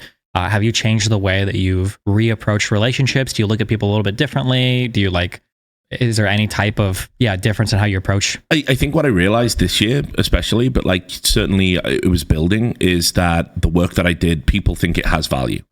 And I was always asking that question to myself, like, does it? Because this might be arrogance or ego or narcissism or whatever. But, I was always thinking, I'll write about esports for a year or two, and then I'll use it as a platform for something else. It was always in the back of my mind, funnily enough, when I took the Brietbart job. The big seller was, this is politics. It'll get me in. We had talks with like Sirius Radio. Me and Milo were going to do a radio show. Can you imagine if that happened? By the way, my life is just over now. Like, I'm just... Or maybe you'd be running for president like Kanye West. Yeah, well, Milo maybe. Seems to snake his way back into surprising areas, but I know what you mean. That was also... I mean, the things he says now, because he's even renounced his gayness, hasn't he, Milo? He's like... Unfortunately. He got conversion therapy. It's like... We had a debate like a year, I think, ago. Yeah, he looked like he was strung out. He definitely was, because we were waiting for he was in that bathroom for like 30 minutes as we were like sitting here, and I'm like, damn, a bunch of college kids, how are you going to come over like that? And Jesus, all that shit. Yeah, but do you feel like you have a different engagement with the world now that you're back? Yeah, because now because I ended up hanging in the pocket and doing it, and then found a niche of just being that kind of like the dissenting voice, like, guys, we need a wake up call here because this isn't working. Kind of like, again, when you did the big screaming match about StarCraft's going to die if we keep doing it this way, and League of Legends is going to rise into the ascendancy. And you were totally right about that. That's like, actually, out of all the takes you ever had, that's probably the one that's totally spot on. Maybe, in where it went. But yeah, so for me, I found a niche, and then it was kind of like, now I've been doing it too long, so should I get out now? Do I get out now? Does this have value? Am I just shouting into the void? But what I've realized, like, actually having, left my fucking house and talked to people again, people do value the work. People actually like reading the articles. People feel it's important to expose some of the seedier side of things. People that I had working relationships with that I was worried about wouldn't support the things I'm saying, have supported the things that I've been saying, and will continue to work with me through that. So this year, like I say, it's been very good. I think there's a lot of positive things happening. I think, like, I've called it the year of karma. Like, I always try and give a year a theme in my brain, which is just a weird thing. But like, I've noticed now, like, a lot of bad people are getting found out, and a lot of shit things are being corrected, and it feels like the social pendulum swing back just a little bit more towards, sensibility. And so it's been a year of like personal growth for me, because you're never too old to get your shit together. So I definitely feel good about it. On that, do you remember? Wait, how old are you again? Stage age is 39, but okay, I've been lying 35. About that for years. Do you remember? I remember being like 21, 22, playing StarCraft, and I think it was Savior, I believe, was the player. Yeah, that's where I think he was quite a bit older than us, and I remember being like, I think it was like 21, 22, and you kind of make fun of the idea of like a 30-year-old guy playing video games and streaming. You ever notice how as we've gotten older and the whole internet's kind of grown up with us, it's kind of like normal now that like 30s 40s people of course we do this stuff. Like, what do you mean? Like you said, we were all making hay while the sun shined, right? Like, that's what we were doing. You were like, I'll get $500 a month, and then maybe I'll go back to college, or I'll get a job. I don't know about that. That's pretty what's going on there? Okay, Jesus. But you were always planning to do something else, and then you just never did. And it's like, that's kind of what happened to me. Like, I just never I agree. I didn't think I'd be doing this at my age. I'm in my 40s now. Yeah, but it's harder because at our age, there was really there was no roadmap. Like, when we were in our 20s, people in their 30s and 40s, like, didn't do any online stuff. Well, games died sometimes. Just like, there was a game and you were just the best at it, and then it was gone in a year. That's true too. We started to come around at when the concept of like the Infinity game started to take off, which the first one was probably League of Legends, do you think? They nailed it, because what they did is they took the freemium model, which we hadn't really used in the West, and basically just brought it to the West in the game was dog shit in 2009. I'm sure you remember, but the freemium model was great because it meant you didn't have a reason not to install it. Now, that was the norm in Asia. That's the norm in Korea and China and Japan. but it wasn't the norm in the West, and they just took a model that they'd already had proof of concept, and they just did it, and then everyone installs the game, and now you've got the world's most popular PC game. But so yeah, games as a service is how they phrase it. Software service, yeah. Which obviously I know Accursed Farms, I don't know if you've seen that, they've got this thing running at the moment where it's like the Stop Killing Games campaign. You should probably get on that, because they're trying to get consumers to pressure governments to stop games developers from turning games off. So it's like they have to give you if they don't have to host the servers, but the game has to be functional. Yeah, which I think is fine. Or make it so that when you totally turn the servers off, there should be code that's released that allows players to host their own or something. Yeah, exactly. Yeah, you can host yourself. So God, I remember a long time ago. Fuck, I'm booming really hard right now. Yeah. Back when there used to be. Am I making this up? Have you ever heard of something called GameSpy Arcade? Yeah, that's a thing. Yeah. Way back in the day, before I don't think there was no online play, because I want to say when the Xbox launched, I don't know if it launched with Xbox Live, or if it did launch with it, only some games had it. But you could use something called GameSpy Arcade, which was like you plug an Ethernet cord into your Xbox, and somehow, I don't know if you ran that into a computer or another modem or a router, you would use the GameSpy service to trick your Xbox into thinking it was like land with another machine or whatever, and then you'd be playing games that way. Yeah. Fuck, it was so long ago. Yeah, and that was the coolest technology in the world. The idea that you could play a game on your Xbox with something that was in your house, that was unbelievable at the time. I grew up it was like you had to put a piece of cardboard on the fucking television, screen divider. Because when you played 2-player, it was like split screen. You screen cheating right now? No, bro. Yeah, exactly. And meanwhile, the only reason the funny thing too is that because as soon as I was like, are you screen cheating? I was like, how do you know that I'm screen cheating? Because you're waiting around the corner. How do you know I'm waiting around the corner? I can see you waiting around the corner. It's not that I'm screen cheating. Yeah. Oh shit, dude. Split screen shit? That was brutal. Holy fuck. We used to have the fucking the cheat eliminator, which was just a piece of cardboard, and you had to sit on it and balance it on your head. But I mean, look, again, it was like the technology developed so quick and expanded so far. It was genuinely in the good old days before I became jaded. Bless you. It was a really cool time. It was a wild time. There's not going to ever be an environment where you'll hear so many 11-year-old white boys that sound like teenage girls calling you the N-word, on a video, a mech video game. And that was just you. What's that? You're true. Okay, yeah, just echoing it back to me. My God, what a but no, it was a really cool time. I'm glad that I saw it all in the development of the technology and kind of where we got to. But yeah, it's we're the business of esports and the way games developers operate. There's definitely room for improvement. Yeah. What's the type of feedback you like the most from fans? When you say, so you said that you think that people care about the work. You think that they actually genuinely are invested in it. If somebody emails you or comes up to you or talks to you or you see a tweet or whatever, what's the type of stuff that you appreciate the most?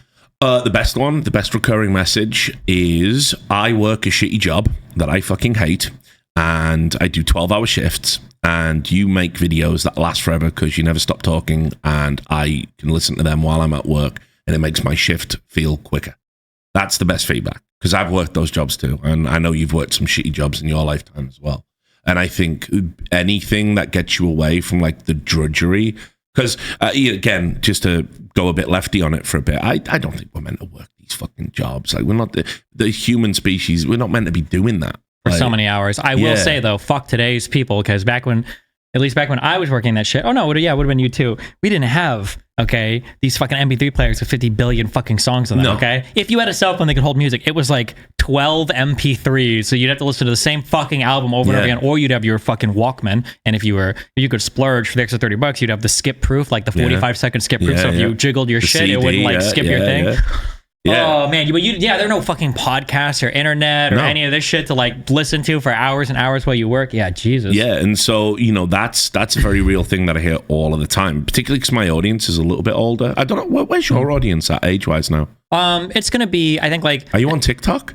No, it skews a bit older. I think the average age is probably 25, 26. Right. Okay. So it's not quite in the Minecraft TikTok area, but it's probably not as old as some audiences might be. But just because I've streamed for so long and I do politics, it'll skew a tad older than some of the gaming communities. I have more. When I look at my analytics, one of the things I always love is I have more people over 65 than I do under 18. Interesting. Okay. And I feel very good about that.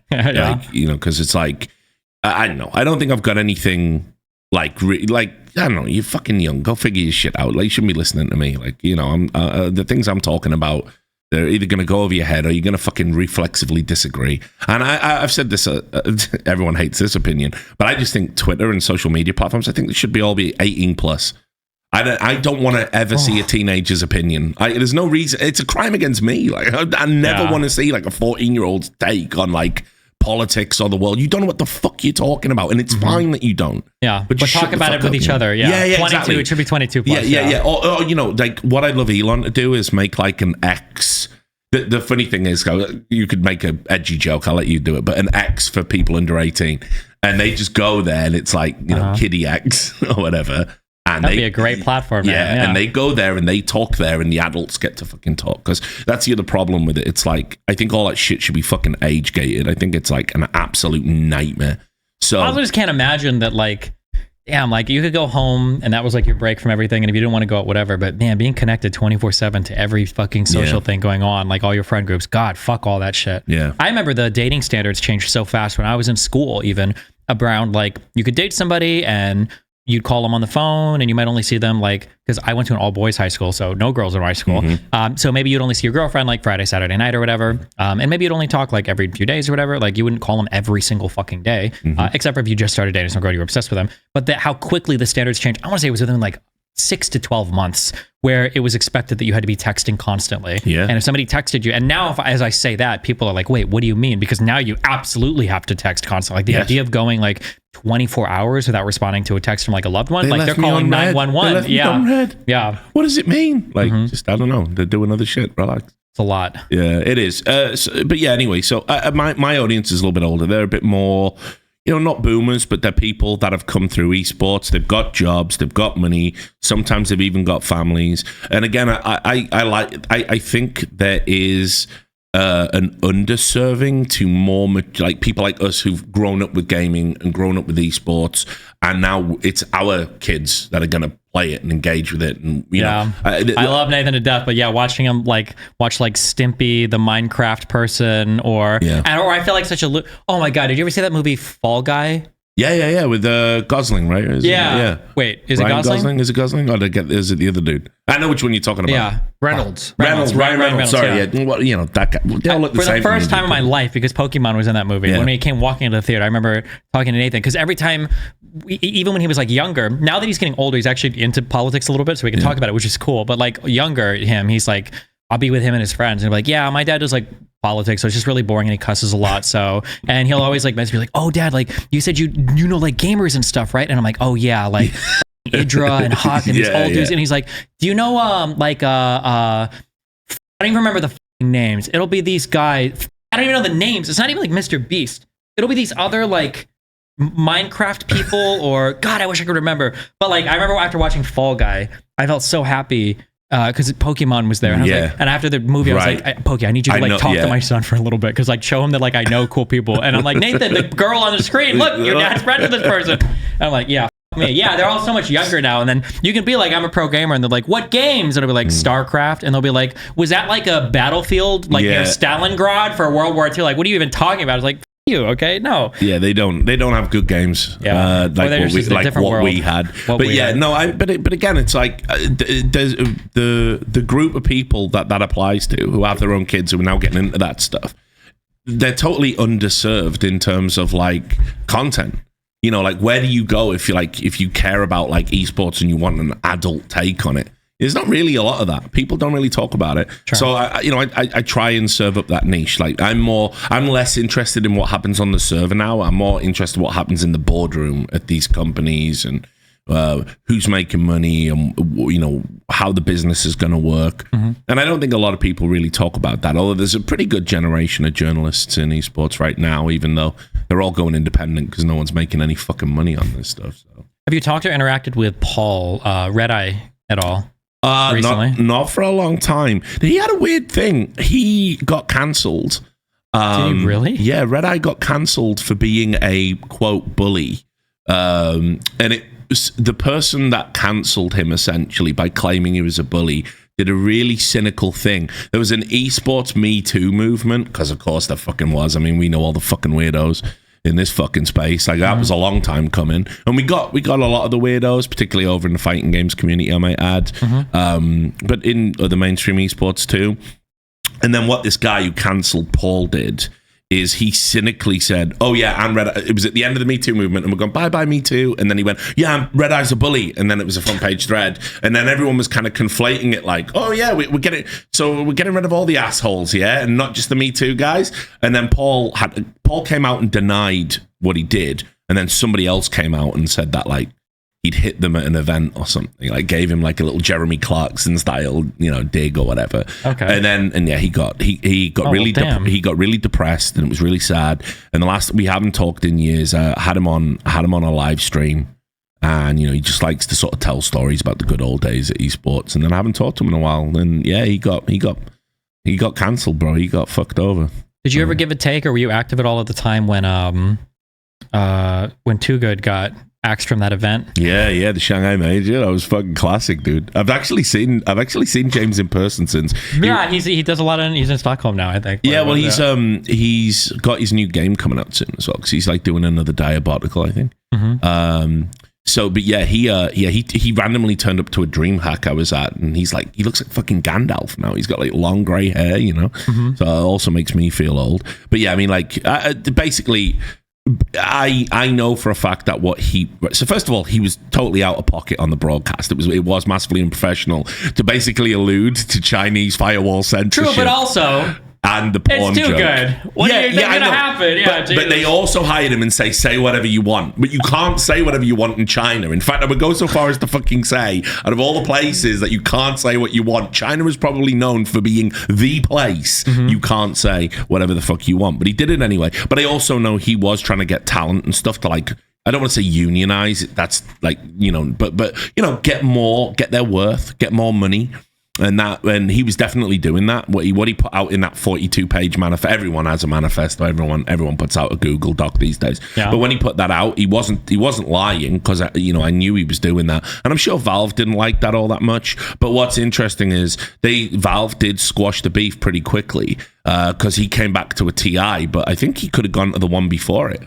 He just turned it down because he was busy making his game, which is kind of gangster. So But yeah, James is great. Miss him.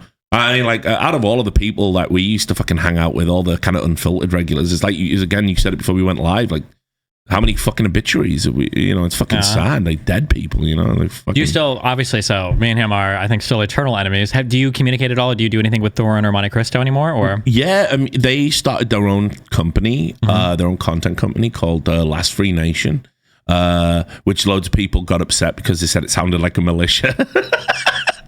That was a whole scandal. It was so dumb. It wouldn't surprise me if Duncan literally had an option between two names. He was like, this one will trigger more people, and we will go with this one. So fuck them. Of course, dude. But like, you got to respect that hustle, of course. But anyway, yeah. I mean, so we do a movie podcast now. We talk. We pick 4 films. It's called Foreplay because it's got to have an edgy name. Obviously, you know the rules.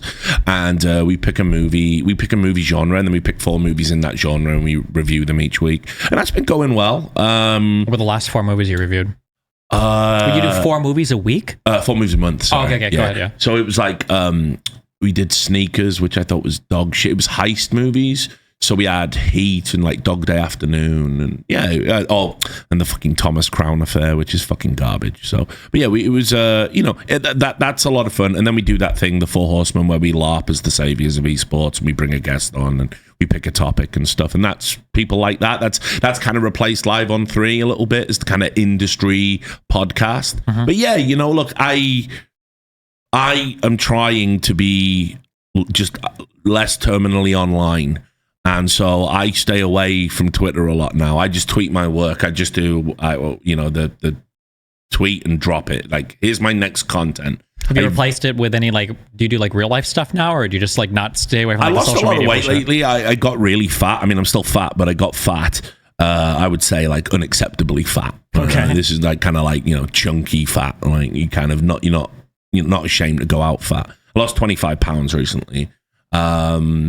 And so I've been getting more into the gym again, and just going out and doing things, walking. But yeah, I got like a ton of other stuff. Like I've been teaching myself Dota. I'm gonna enter the Dota world as a host. I think I'm trying to get PGL to let me host some of their events. Jesus, and trigger everyone over there because they're boring as fuck. Like they need a shake up for sure. But yeah, you know, I like and always reading, always keeping up with the politics. I started a politics podcast as well. Okay. Just audio only on my Substack. If you give me your email, I'll auto subscribe you, and you can play it on your stream. And what do you know? Like, what do you cover now, or what do you talk about? My particular interest is a little bit different to yours, because I know you talk broadly about policies, which is probably where we differ quite a bit.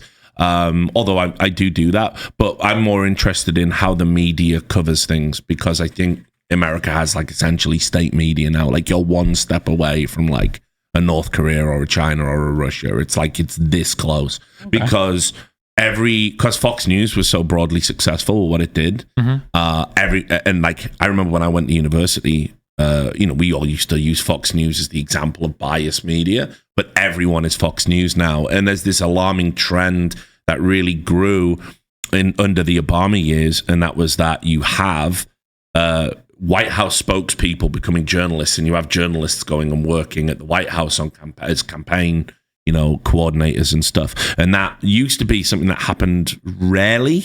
And then ever since the Obama years, it's really ramped up. And this is how you get Jen Psaki on MSNBC repeating provable lies. I think MSNBC might be conceivably worse than Fox these days. I think it's an absolute disgrace to journalism. And so that's kind of what I focus on. And I think it's very hard for Americans to kind of like come along for that. I think people are just very entrenched and invested. But I think for like a European audience, it's kind of like, you know, oh yeah, that is fucked up, because it doesn't really affect them. You know, it's like whoever wins your next presidential election is absurd. I mean, it's like a run back at 2016 all over again. Two uniquely awful candidates, I think. Sure. Okay. Yeah. I do think that it's definitely problematic that it feels like our media has to have like, essentially have to cheerlead for some side or candidate. Yeah. It's not much like critical, investigatory stuff or critical questioning stuff. It's more just like, this is the team that I'm on, and my reporting is going to reflect that accordingly. Yeah. Yeah. I think it says it all when it's like the most combative fucking journalist is that fucking Pete Ducey hack. And like, people don't know who Pete Ducey is. But I don't know who Pete Ducey is. So Pete Ducey's a Fox News guy who basically rose to fame because he interviewed like the SEAL team member that shot Osama bin Laden in the head in like some fucking Fox News Christmas special, like a feel-good special. Meet the guy who shot Osama bin Laden. It was like that. Okay. And that's how he rose to prominence. And now he's the guy. You'll have seen the clips. He's that dude who like, he just looks so vanilla, so generic. And he's always the guy asking, like, you know, the difficult questions, like, why did Joe Biden say his uncle was eaten by cannibals, or whatever the f he said this time. He's like the only guy that really asks those kind of questions, and it's just a shame, because I didn't hate that the press corps was combative to Trump. I didn't hate that. I thought actually that's kind of that was like a welcome antidote after the more saccharine Obama years, actually, and the Bush years to a certain extent. They never really got into it in the press room to the same degree they did with Trump. And I was like, keep this energy. This is good. This is what a press corps should do. And then we've got what we have now, where it's like, you know, they're giving out cookies to the journalists, and they all just sit there. It's like, yeah, sad. It really is sad what American journalism's kind of descended into. So that's really what the podcast is about. Okay. It puts me in an unenviable position of occasionally I have to. It appears like I'm defending Donald Trump, which I'm not doing. I'm just saying, look, you can criticize him, but don't tell this particular lie. And you know, there's many reasons you can criticize him for, but then there's these like areas that just become absurd, and they just get repeated, and it's just sad, I think, because I've seen the harm it does to the American mind. You know, like I'm sitting down and talking to people in esports, and everyone's got to have an opinion on Trump one way or the other. And it's like they're either in the cult of personality with the fucking MAGA world, which is ridiculous. A guy like Cat Turd has become a fucking political commentator, or they're still locked into this. Yeah, so it was funded by Putin. They compromised him in the 80s, and he's been a sleeper agent. And you go, I can't do this. Like, I just can't do this anymore. Sure. But the media, there's been no mea culpa from them for the lies that they've told, and they've been unbelievably harmful to the American people. So. Well, on that note, I will remind my audience that if you want to see all the different medias compared to each other on websites, you can go to check.ground.news/Bridges podcast for a referral link there. That's actually sick, though. The news is divided. Ground News puts it back together with coverage from thousands of outlets around the world in one place.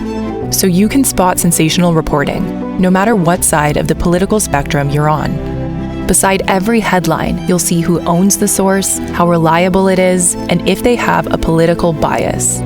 Multiple perspectives side by side, giving you a well-rounded view of today's biggest stories. Visit ground.news to learn more. Yeah, I've heard, Ground News, because they basically show you articles from a ton of different publications, and they'll let you compare the bias from each, and you can see how many like are published by conservatives or left-leaning people. I had no idea that was the sponsor. What a segue. That's one of them, and another one is, if you want to put Richard Lewis out of business, check out Skillshare. There'll be a link below, and they'll teach you how to be a real podcaster. They'll teach you how to play Dota better than Richard Lewis. Probably not. I don't know if they have Dota training there, but check those out. We've got Ground News, and we've got Skillshare, or two people that help support the podcast. The links will be below. We've got a bunch of like random super chat questions. I don't know who these are all to. If you want to, you can jump in there. Let's see. Jared, is it okay to get another drink? Yeah, I got you, buddy. What do you want? Yeah, just some water would be great. Water? Okay. I heard some ice cubes clinking around. Are you drinking? Okay. Just another water. Thanks, bro. Yeah. I don't have more. Oh, okay. That's fine. I trust the tap water. Okay, in terms of questions, I guess we only have one real question, I think. We've got from Kelly. This is a question for Richard Lewis. Okay. What is the comparable NBA/NFL team to the recent Navi major win in CS2? Sorry, I know it's a bit related. I just want to hear your thoughts. Love your content, by the way. Shit, that's a tough question, because obviously, I know you won't have followed this, but basically Navi had like this... they had like the best player in the game kind of retired. He's from Ukraine, a player called Simple. And obviously he's just burnt out with what's happening domestically, plus travel's especially hard for him. He's had to live away from home for a long period of time. Thanks a lot, brother. Appreciate that. And so anyway, he sat out, and then basically they put together this international lineup, and then they went and won the world championship without him.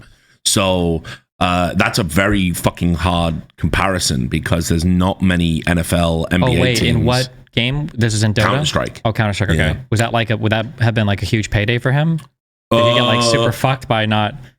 I suppose, actually. I mean, it's a $1.25 million prize pool. So, Split 5 or 6 ways? Or per 5, and then the coach probably gets a little bit as well, but not quite. And then there's the sticker money you get for being in there, which is like $300,000, $200,000, $300,000 per player. So, yeah, I mean, not being there. Damn. Yeah, it definitely sucks. But, I mean, he's also a multi-millionaire for sure. So, but anyway, there's, I don't know, is an NFL team that like kind of lost its best player and then went on to win a fucking Super Bowl. That's really tough. That's a hard one. I would probably, I'm trying to think of a good comparison. And you can't help me here, can you? I don't know fuck all about sports or about esports. So man, I would say maybe as a general rule of thumb, I don't even know if this is true because I don't know as much about esports as much as real sports, which is weird. But I feel like the draft stuff.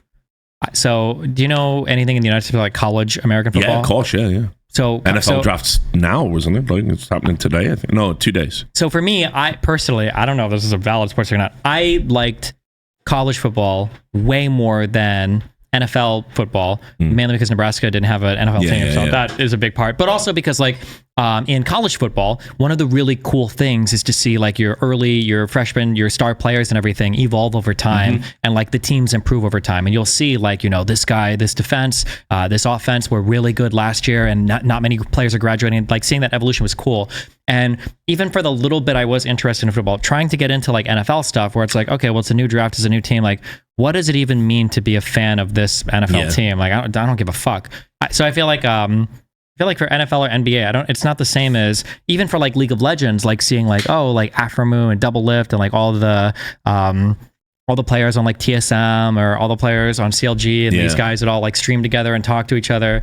Yeah, I feel like that sucked. But in esports, do they do like heavy drafting now, or is it like the same team like playing with each other? The problem we've got in esports for the drafting thing is the draft is a product of lots of layers of like protections, and so to have a draft you have to have a player association. There has to be some leveraging mechanic for the professional players association so they can collectively bargain. That has to exist or you can't draft. You have to enter into an agreement with the education, institutions as well, because they obviously, I mean, this is all changing and probably will be totally changed soon, but the athletes don't make money. So, they didn't even have their image rights when EA took them and put them in a fucking video game for the college football thing. So you have to have all of this stuff in place, and esports, of course, doesn't, and they don't want to. Now, the original plan for the Overwatch League, for instance, was to have a draft, and they told everybody, Activision Blizzard this is, we'd appreciate it if you didn't sign players on long-term contracts if you do have an Overwatch team now, because eventually we'd like to do a draft for all of the players, and we'll make some content around that. And then in the end, when they looked into it, they realized, well, we can't do a draft because legally you have to have all these things in America. So, yeah, unfortunately, that type of collegiate esports to pro pipeline just doesn't exist, even though there's a lot of money going into collegiate esports. That's where all the hustlers and grifters for esports are right now. A lot of them. Gotcha. In the LCS, are the payouts, like the prize pools and the team salaries, are they the same as they were 10 years ago? They gotten smaller, larger? So 10 years ago. So basically what happened was, like, the salaries in league, they've corrected now, but there was a period of time where they were fucking insane. I'm talking like, like $500,000 like annually, like just fucking out of control, crazy, maybe even more for like legendary players. But like, I think when they did a study, the last time I saw the number, this might have been like 2018, 2019, it was the average salary in LCS was 300,000. Jesus Christ. Yeah, it's crazy, right? Okay. I think that's on, if people want to look that up just in case it's wrong, but I'm pretty sure that's correct. That's where it was a few years ago. And so, yeah, I mean, that's where it got to, and that's obviously predicated on, like, I don't know, somebody like, a really good fucking and popular player getting $1 million a year and whatever it might be, and then people at the lower end are getting like 50,000 a year. It's like there's a lot of disparity in the salaries. So yeah, but they're correcting out now because ultimately, particularly in NA, people can't justify it. Also, LCS and League in general, like since your time, it's kind of been and gone a little bit. It's like the average viewership's bad. They've had to make a bunch of changes. They've like dumbed down the broadcast, so it's like a kiddie show now. It's like fucking morons and children. They don't do hard level analysis anymore because they realize trying to be a sports broadcast for an audience of like people with TikTok brain, it just doesn't work. So, Cats Are Okay wants to know Half-Life or Halo. Oh, Half-Life for sure. That's not even a question for me. Like, the first Half-Life fucking blew me away. Like, it was a life-changing experience. I feel like I never had that. I played Half-Life 2 and everything. I just never got the same feeling. Halo 1, maybe it's a generation thing, Yeah, maybe. But, I mean, I just couldn't believe I was watching a game where it just started like a fucking movie. Yeah. And you were just in the character role, and you're just going through the lab, and the thing just happens, and it's just like this environmental narrative that's just occurring, just another day, in the lab. And it was just a really smart way of getting you into the story in a very compelling and engaging way that hadn't really been done before. And so for me, when I saw Half-Life played through that for the first time, I was just like that's when you realize like games as an art form could be, well, again, for me, it was like, oh shit, actually you can tell these stories. Because prior to that, like my generation, we had those dodgy like movies where it's like choose your own adventure. And it would be, like just a video would just play, but they weren't very interactive. But that was an interactive movie. So, look, I've got a lot of love for the Halo series, even if it did go off the rails in later years. But yeah, Half-Life for me. Okay. If you could talk to or like have any like 3 or 4 people back from the past like 10, 20 years, people that are like, we'll say still alive today or whatever, who do you think would be the most interesting people to talk to? I mean, for me personally, because obviously this is where you're supposed to go, I'd like to talk to Stephen Hawking, Albert Einstein. No, I meant in our industry. Yeah, like, in our industry, suggest like one person. It would be really funny to have Marcus, to have DJ Wheat. I'm sure he's got so many stories being in. Keep in touch with him. I had like I must say like a 4-hour convo with him. It was a private convo, maybe like a year or two ago, just in terms of like catching everything. And yeah, I bet he would have so many funny, interesting stories. Great. Talking about people that really surprised me in terms of reaching out when I was having hard times and being really kind. He was one of them. Like, absolutely. Didn't have to do any of that. It wasn't like we had that close a relationship, but he did. And always, like, I mean, me and him, it's probably been about a year now, maybe, since we last got talking. But he's a cool cat with lots of projects. I mean, listen, like old esports round table, yeah, like get him in. I mean, like say, I was out drinking with Slasher the other night. We were watching the Knicks game since his hammer. Any idea do you know, does Sir Scoots, does he still exist? Old EG guy? Okay, so this is a tough one.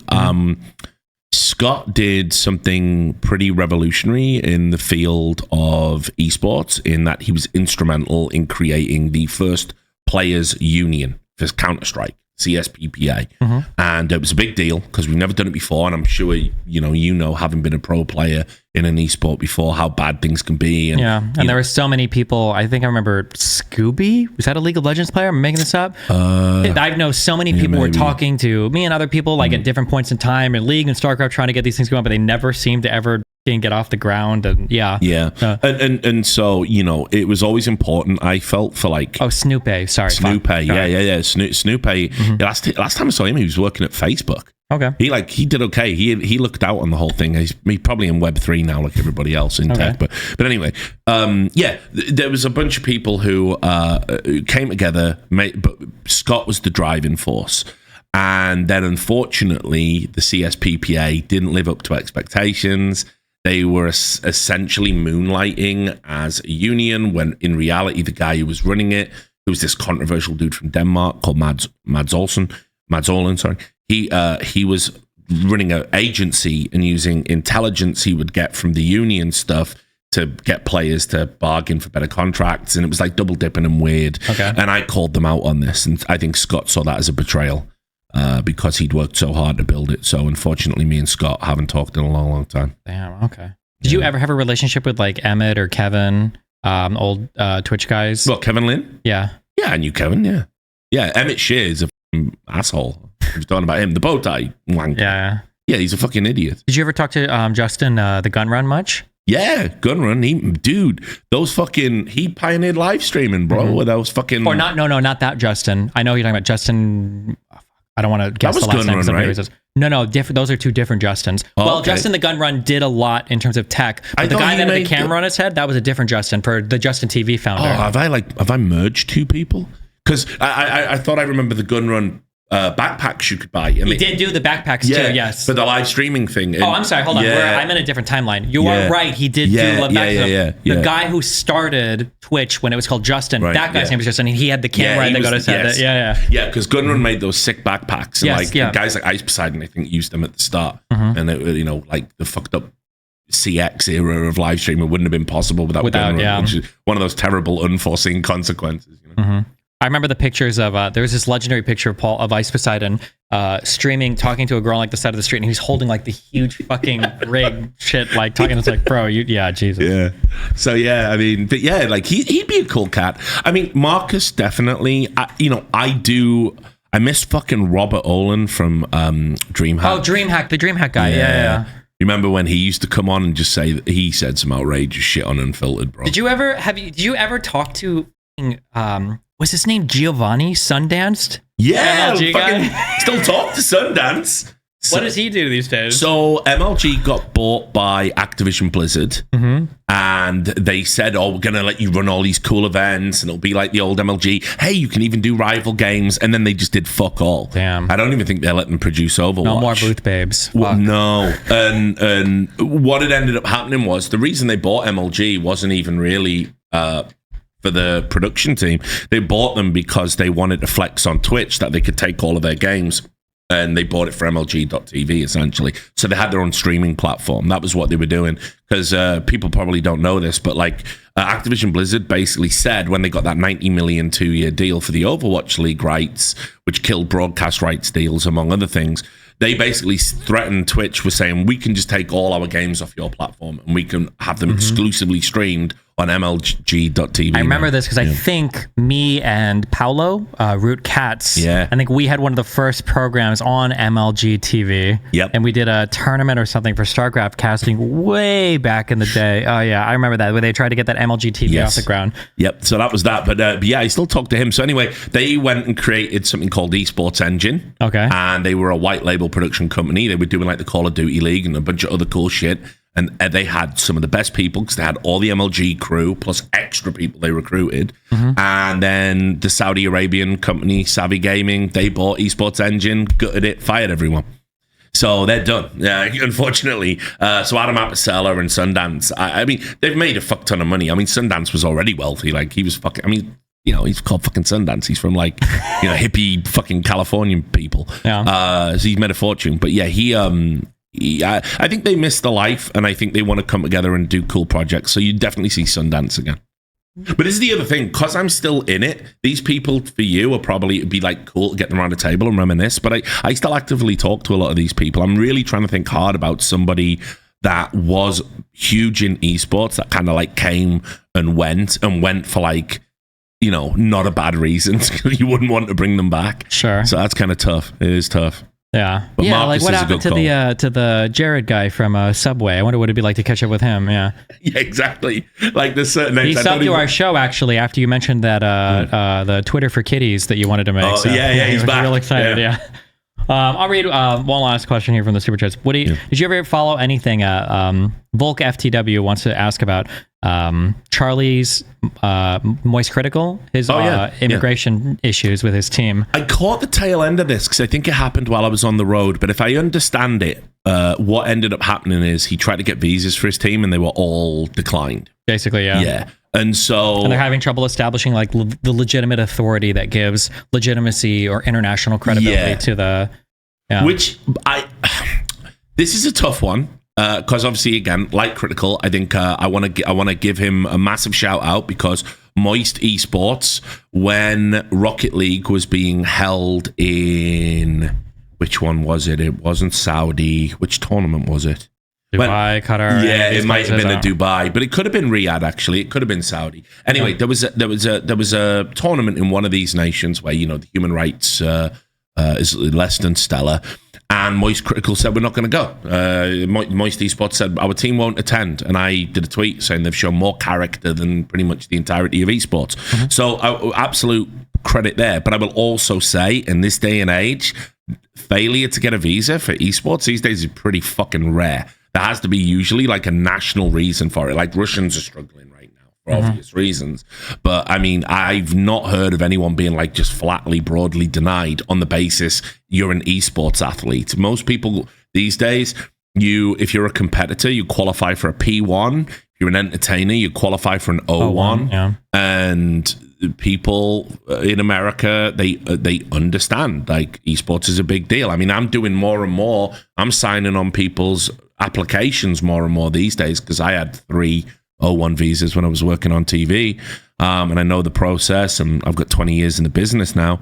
But yeah, it seems something must have gone wrong there with the application. That's like, I don't want to disparage his law firm or anything, but it just seems so weird to me that they weren't able to get visas. Like, I just can't believe that. There has to be more to it. Yeah, I've always wondered because I listened to him complaining about it, and I didn't know maybe they just got a really unlucky agent, or maybe the lawyer doesn't know as much. But apparently, this lawyer's worked with it in the past. So yeah, I'm not sure. I don't know. I don't know which law firm you would. I've probably accidentally insulted a friend or something there. Maybe, but I will say, immigration when it comes to United States shit is fucking unbelievable. You're out of fucking control. Oh my god! Like, holy shit! For as much as when you're in the U.S., for as much as people complain about open borders and U.S. blah blah blah, bro, getting into this country, even my ex. Like flying here sometimes, even friends from Canada that will come here. Yeah. Like I'll have to like text them and it's like, can I pick it from the airport? It's like, no, I had to do the 4-hour immigration interrogation again. I'm like, Jesus Christ. I've been super lucky last 3 times in JFK. The longest part of it has just been queuing up.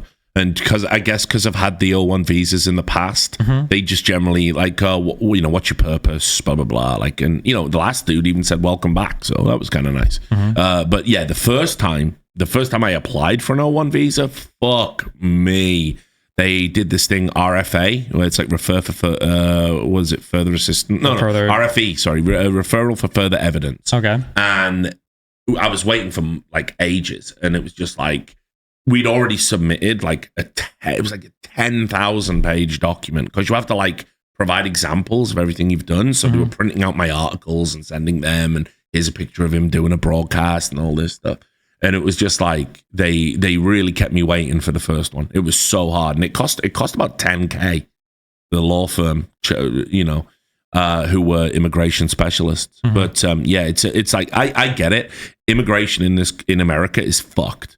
It's a challenging, it's scary. Yeah. I thought I got scared. I remember Europe is just funny to me. I think I was flying out of, or maybe I was flying into the place I was coming into was Switzerland. It was Zurich or whatever. And I remember I was trying to get to, I think it was Stockholm, flying into Arlanda or whatever, ARN. And I remember that they saw my passport, right? And they were like, "Where did you fly in from?" And it's like, "Well, I got into Europe through Lisbon in Portugal." And they were like, "Well, why don't you have any stamps here?" And I'm like, "Oh God, I'm fucked." And I was like, "I don't know. They didn't stamp me. Sometimes they don't stamp." And the guard looked at the other dude and he was like, "Fucking Portuguese." And then they like let me through, and I was like, "Okay." And it's just the experience was so much different. Whereas in the US, they start asking you, if they ask you any question in the US, you're like, "Oh fuck me," because I had questions coming back through Germany once, and they tricked me on a question, and I was like, "Oh fuck, am I fucked?" And they're like, "We need to see your phone. I need to go through." And it's like, "What are you doing?" It's like, "Okay, well, I do esports." And like, the fuck is that? Because this is like 2012, flying out of Dusseldorf, and I'm like, "Well, we play video games online," and they're like, "Really? And who flew you out here?" And it's like, "It's a guy," and it's like, "I don't know his last name." And it's like, "A guy flew here internationally. You don't know his last name." It's like, I don't know. It's like, I'm not a terrorist. Like, what do you want me to say? And this is back when I was tweeting like bomb threats in airports and shit, so it's like, don't look through that. yeah. That was, I mean, I totally forgot about how the first time you were fucking banned on Twitter was a bomb threat, right? Like, to be fair, that was an ISP. Okay, so no, and that's fine. Yeah, that's totally acceptable. But you could tweet wild shit back then. I remember one time flying through, it must have been Dallas or something, or it was ATL, it was Atlanta, and I was like, I think I tweeted out some shit. I was like, if I was a terrorist, I would just bomb the security lines, because there's like 200 of us here for an hour or two, and like, fuck it.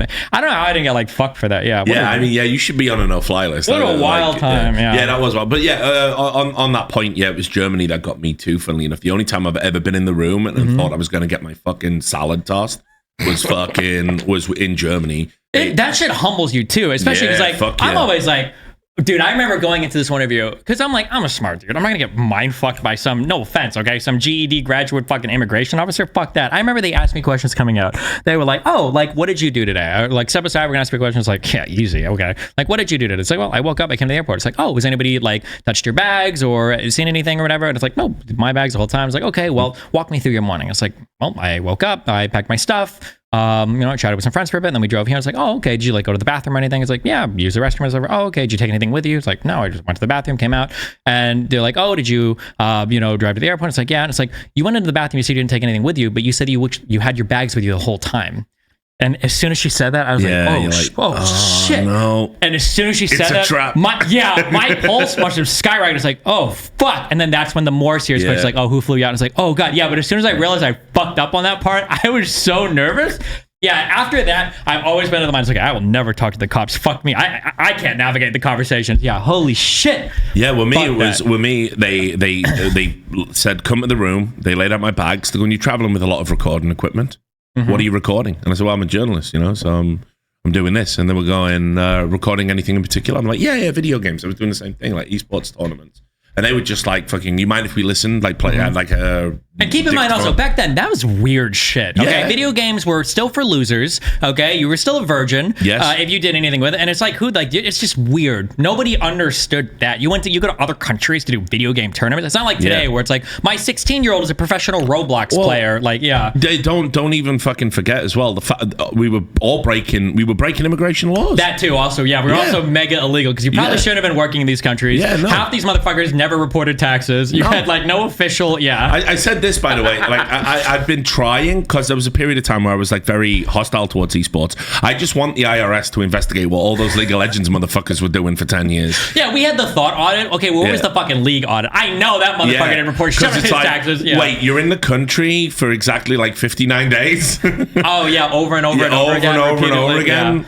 Like, and totally just visiting guys, like, and definitely not on a live Twitch stream playing a video game tournament for money. And I was just like, God, please. Like, I just love the chaos sometimes, But yeah, they got away with it. Everyone gets away with it in the end in esports. Well, not everybody, but enough. Yeah, enough. Yeah. Well, hey. Is that it? We done? Yeah, where can people find you if they want to? What are you trying to drive people to the most? I don't know, like if you're interested in listening to the Belly of the Beast, is what it's called. Because again, I love my edgy names. Like, what was it? Fuck Your Face with Facts was the podcast we were going to have. Right? I remember that. Instead of Old Boys Club. The names we were coming up with. Which, by the way, do you want to know what was funny? It's totally unrelated, but there was an incident at the Stockholm Major in 2021 where there was an argument between some casters. And on the broadcast, one of the casters said, and now it's over to Richard Lewis and the Old Boys Club. And our fucking, the title sequence that we had made for the Old Boys Club podcast, the very first pilot episode we were going to record, that just started trending on YouTube and people were getting recommended it again. It was really wild. So anyway, if you want to hear my thoughts on the media coverage of politics, you can subscribe to my Substack. If you want to read my articles, nothing newsworthy will ever be behind a paywall because I consider it unethical.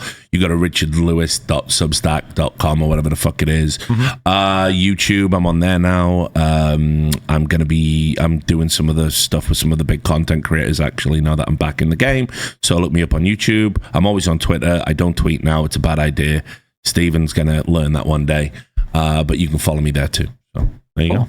Wait, thanks for being out here. We might chat again in a couple days on another show. Dan said we're doing his show tomorrow. Is today Tuesday? Oh, yeah. So yeah, maybe we'll chat again tomorrow. That'll be a lot more casual. But he says he's going to get shit-faced, so... Fuck it. Yeah, I might too. Who knows? Yeah, okay. We'll have a few drinks. Hell yeah. That'll be a fun show. But thanks for coming on. And also, it's cool to... we're like cockroaches sometimes. Yeah. It's cool to see who... Something you said earlier, I would have fought you on. I'm not trying to fight too much. No, you can if you want. About how like people in content creation, we all kind of like learn to make content and blah, blah, blah. That's not true. Most people didn't make it. Yeah, so it's really cool to see after a decade or a decade and a half even to see like who's still around and who's still, and it's also cool that you've not just like come back barely, but you're doing really well. You have like the Substack thing, so you're getting like independent revenue streams, which I bet feels a lot better than having to fucking write for somebody else to make sure that you're barely exactly. Especially with all the problems that we had, and it means I don't have to get into bed with fucking weirdo right-wing pseudo blogs or whatever, right?